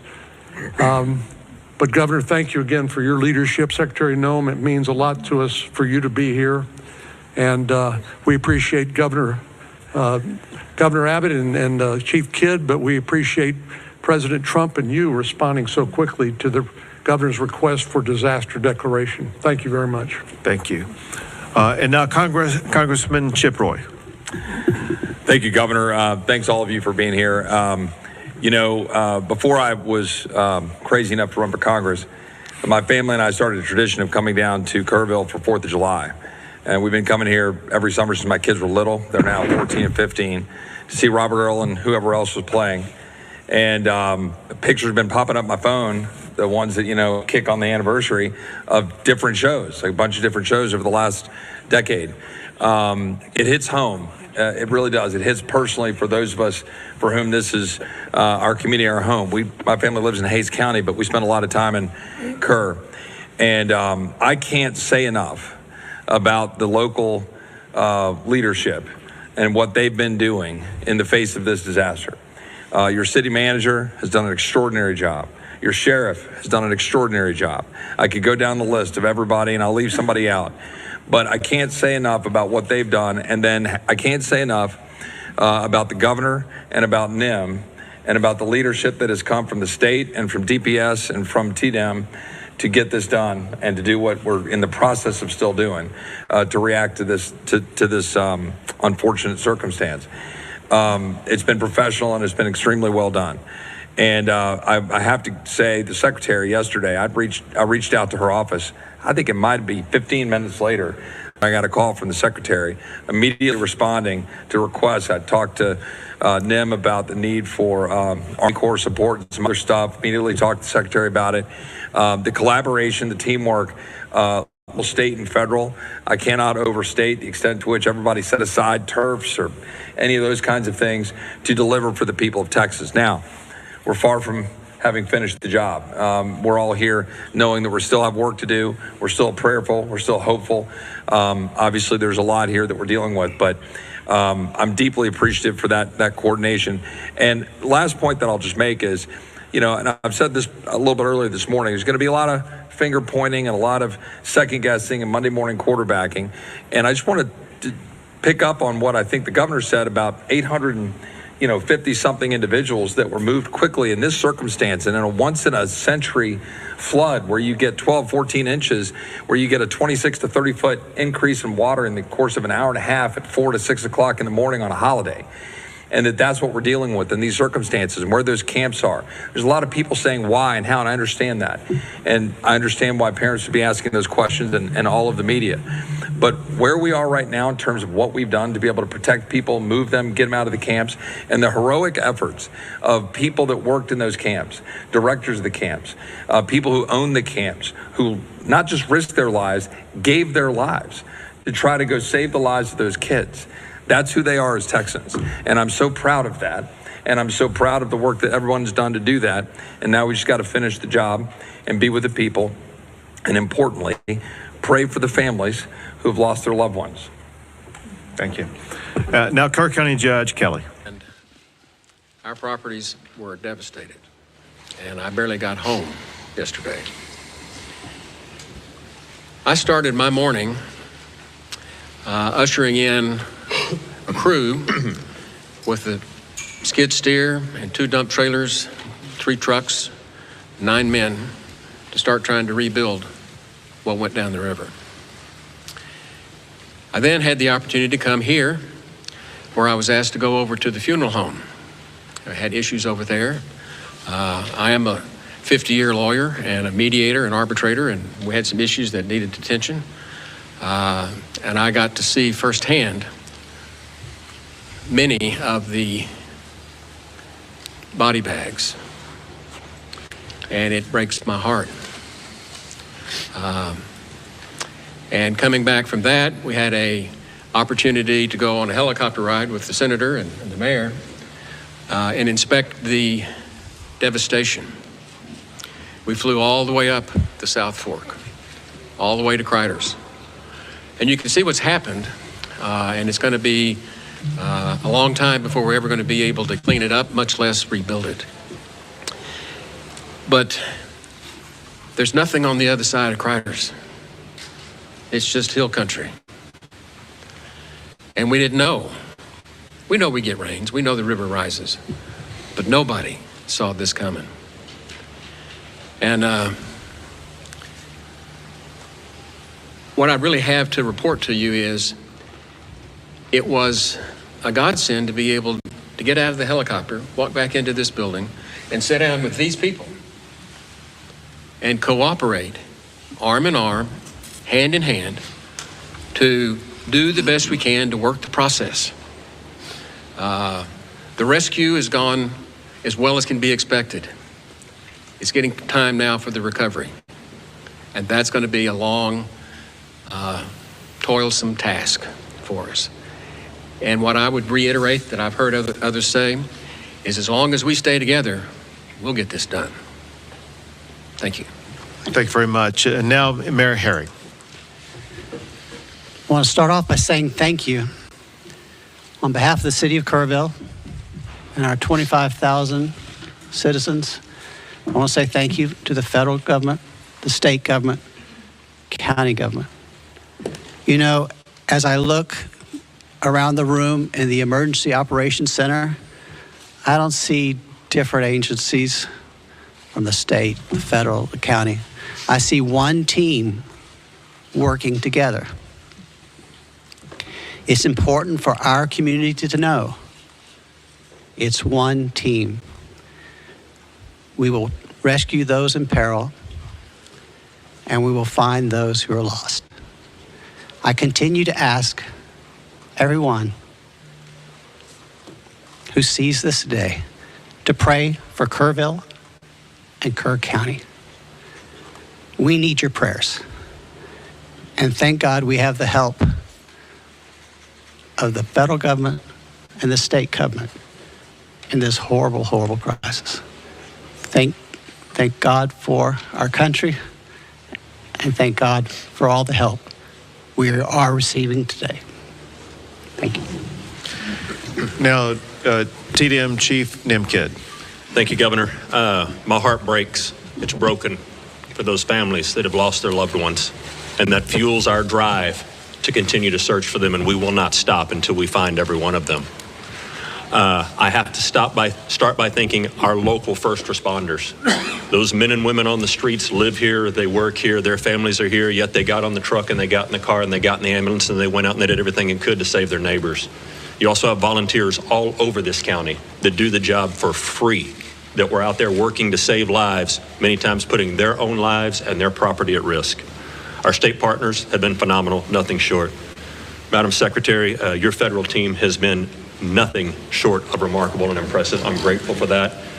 Every time I've reached out to you or your staff or Acting Administrator Richardson or the Acting Regional Administrator, I don't think the phone has rang twice before you've answered. Thank you for doing that. Thank you for being here with us. Life safety continues to be our #1 priority. We will continue the search until all those that are missing are found. We will start cleanup and property damage assessments as soon as possible. Our teams from FEMA have been in the State Emergency Operations Center since before we started operating on this event. They are exactly where we need them to be, doing exactly what we need them to be doing. Our Border Patrol partners have been here, and I'm so grateful for the U.S. Coast Guard. Acting Administrator Richardson and Regional Administrator Stoller have been great partners to us. We continue to work forward. And if I may, I'd just like to run across a few more of the numbers. 1,331 state additional personnel that have been added to this response on top of all your local responders. Over 906 state assets here. That's 125 from our agency, 172 from the Urban Search and Rescue Team at Texas Task Force 1, over 160 from the Department of Public Safety, over 250 from the Texas Department of Transportation, 170 from the Texas Wildlife Department, Military Department 136, and the A&M Forest Service here with 115, and almost 190 people on the health and medical side. Governor, our team stands ready to assist this community. Thank you very much. One last thing, and that is, there is a word that's been the most common word that's been spoken over the past 36 hours, and that is the word prayer. It's been repeated by the people who are watching this as we speak right now. It's repeated often on social media, through phone calls, through texts. And those prayers are answered in so many ways. Answered by that child who was being swept down the river and happened to find a tree to cling on and was able to continue with uncommon strength to be able to remain clinging to that tree until a helicopter was able to descend upon her and lift her out of that harrowing situation. It could have been the reason why water stopped rising into a home or a cabin or something that would have caused an entire building to float away. It could be the reason why there have been so many people who have been located wherever they were down the river basin. It could be something that prevented somebody from getting into the water to begin with. All we know is that prayer does work. Your prayers have made a difference. We ask for continued prayers as we continue our efforts to locate everybody who's been affected by this, and pray so much for the families who've lost a loved one, who are going through challenging times that they never imagined on the 3rd of July that something like this would happen. Prayer matters. And we thank God Almighty. God has blessed Texas and will continue to bless our great state. We'll take a few questions. Have the numbers changed? 27 dead and 27 missing from Camp Mystic. Sure. What I can tell you is there's still 27 missing. We have recovered some additional bodies at this time. We're trying to identify at this time. What I can tell you, an update, there's 32 deceased. 18 of those are adults and 14 are children. 5 of the adults remain unidentified and 3 children remain unidentified. We're still working on that this time. As I said earlier this morning, the numbers are going to continue to change. They're going to continue to change till we're done. It's been a very good day as far as being out there and being able to do some things, and we've got a lot done. Chief, early on there was a lot of conflicting information about the search, about the number of fatalities, the missing, even a lot of families and parents were rightfully concerned and more importantly confused about all this information. We just heard the judge refer to this as a shift from rescue to recovery. Can you clarify what that means? Are we talking about these missing people no longer believed to be alive? You'll need the judge to answer that piece. Our state assets and local partners are continuing to search for live victims. Is there any indication that there are still people out there alive? Any evidence? History would tell us that after a certain time period, those chances diminish. And we can talk about all of the numbers and the metrics on that. Our hope and prayer is that there are still people alive that are out there, and we are still actively searching for them, and we will continue. And listen, that will turn into recovery at some point, and none of us want to put a time period on that right now. But when you talk to the men and women that are up there in those helicopters and out in those boats and walking the ground, they're looking for live people right now and doing everything they can to continue this search as fast as possible. And Judge, just a moment to clarify, because we want to be very clear with especially families and parents that are watching this. What makes you feel like this has gone from rescue to potential recovery? Because there is a difference. We will eventually get to the recovery. Two more questions. Well, we're going to do more than two more questions. I want to say this. My instruction to every state agency involved in this is to assume everybody who is missing is alive. And there's a need for speed. Not just every hour, every minute counts, which is why there's people in the air, people in the water, people on the ground right now, because they're looking to save every last life, and we will not give up that effort. Two more questions. Happening and what are the challenges? I live in Kerrville. Why was the National Weather Service not pinging their phones before 7 o'clock this day of 4th of July? And either federal people can answer that maybe for us. I got updates at 7 o'clock. First one I heard. And I've heard updates throughout the week, but not before 7 o'clock in the morning. Wasn't that a fundamental failure of the federal government's responsibility to keep us safe? Well, you know, my background is before I was in the secretary position here under the Trump administration, I was governor of South Dakota and served in Congress for 8 years before I was governor. And so I will tell you that for decades, for years, everybody knows that the weather is extremely difficult to predict, but also that the National Weather Service over the years at times has done well, and at times we have all wanted more time and more warning and more alerts and more notification. That is something, and one of the reasons that when President Trump took office, that he said he wanted to fix, and is currently upgrading the technology. And the National Weather Service has indicated that with that and NOAA, that we needed to renew this ancient system that has been left in place with the federal government for many, many years. And that is the reforms that are ongoing there. The timeline that I have, I don't oversee the National Weather Service. That's not under my department, but the timeline that I did receive from them was that the notifications started to look at its expansion for its limited flood impact area that started on July 3rd at 1:18 p.m. The flood watch was issued. Although it was moderate, it wasn't to the extremes that it was, that when the system came over the area that it stalled, it was much more water, much like I think we experienced during Harvey, the same type of system that was unpredictable in the way that it reacted and the way that it stopped right here and dumped unprecedented amounts of rain that caused a flooding event like this. They continue to elevate and up their notifications. You know, when your notification hit your phone, sir, I'm sorry, I can't speak to when that is, but I do carry your concerns back to the federal government and to President Trump, and we will do all we can to fix those kinds of things that may have felt like a failure to you and to your community members. But we know that everybody wants more warning time, and that's why we're working to upgrade the technologies that have been neglected by far too long to make sure that families have as much advance notice as possible. But one more question, folks. Can you please get into the search efforts and where that's happening and what the challenges are? Question was search efforts. Where it's happening, challenges, what it's looking like. Yeah, the entire river is being searched from the northernmost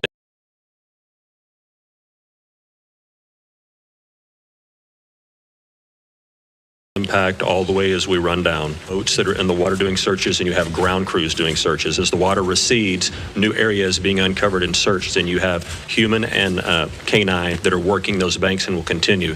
It's a grid situation where we've got maps in there in the EOC where you can see what group is assigned to what area and reporting back to command if they find or if they continue to clear. And that process is going to keep going. We are not stopping until we find everyone that's missing. Great. Thank you, everyone. That's all we got time for. Go ahead. Governor, as far as the resources people who are trying to recover, we have FEMA, we have the state. What can people depend on from the federal government and the state government?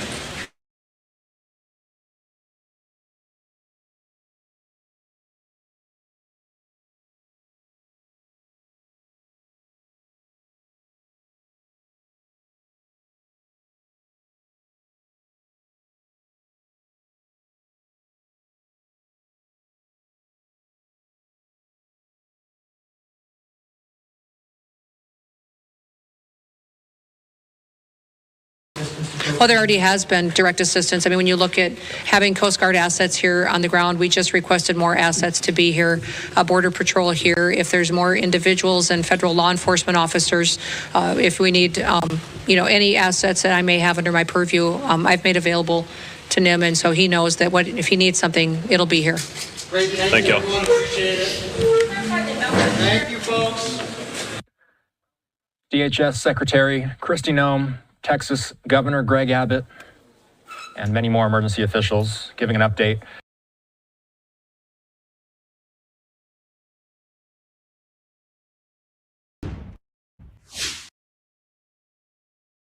Welcome back here on Live Now from Fox. It is 2:11 on the East Coast and 11:11 on the West Coast. My name is Josh Breslow, and I'm here for the next several hours to bring you all of your top stories, live events, and breaking news. We'll, of course, get back to our 4th of July coverage of various parades that are happening. Is meteorologist in charge at the National Weather Service office for Austin and San Antonio. Thank you so much for taking the time to be here with us today.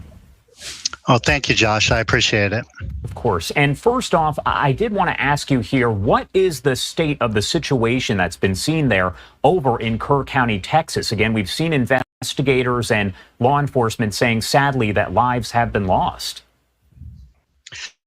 Well, our focus has been on the weather, and so I can kind of give you a lead-in of what happened on that. Yesterday, as early as yesterday afternoon, we saw near record levels of moisture in the atmosphere. And so that prompted our office to issue a flood watch that included Kerr County.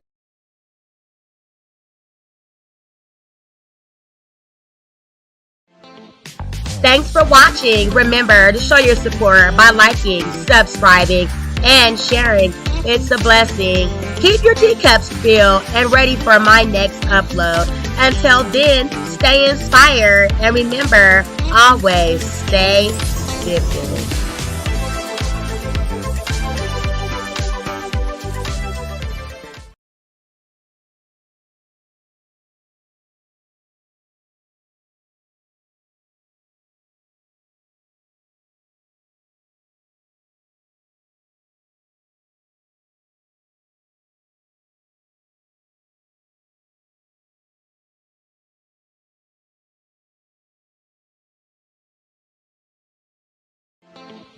Thanks for watching. Remember to show your support by liking, subscribing, and sharing.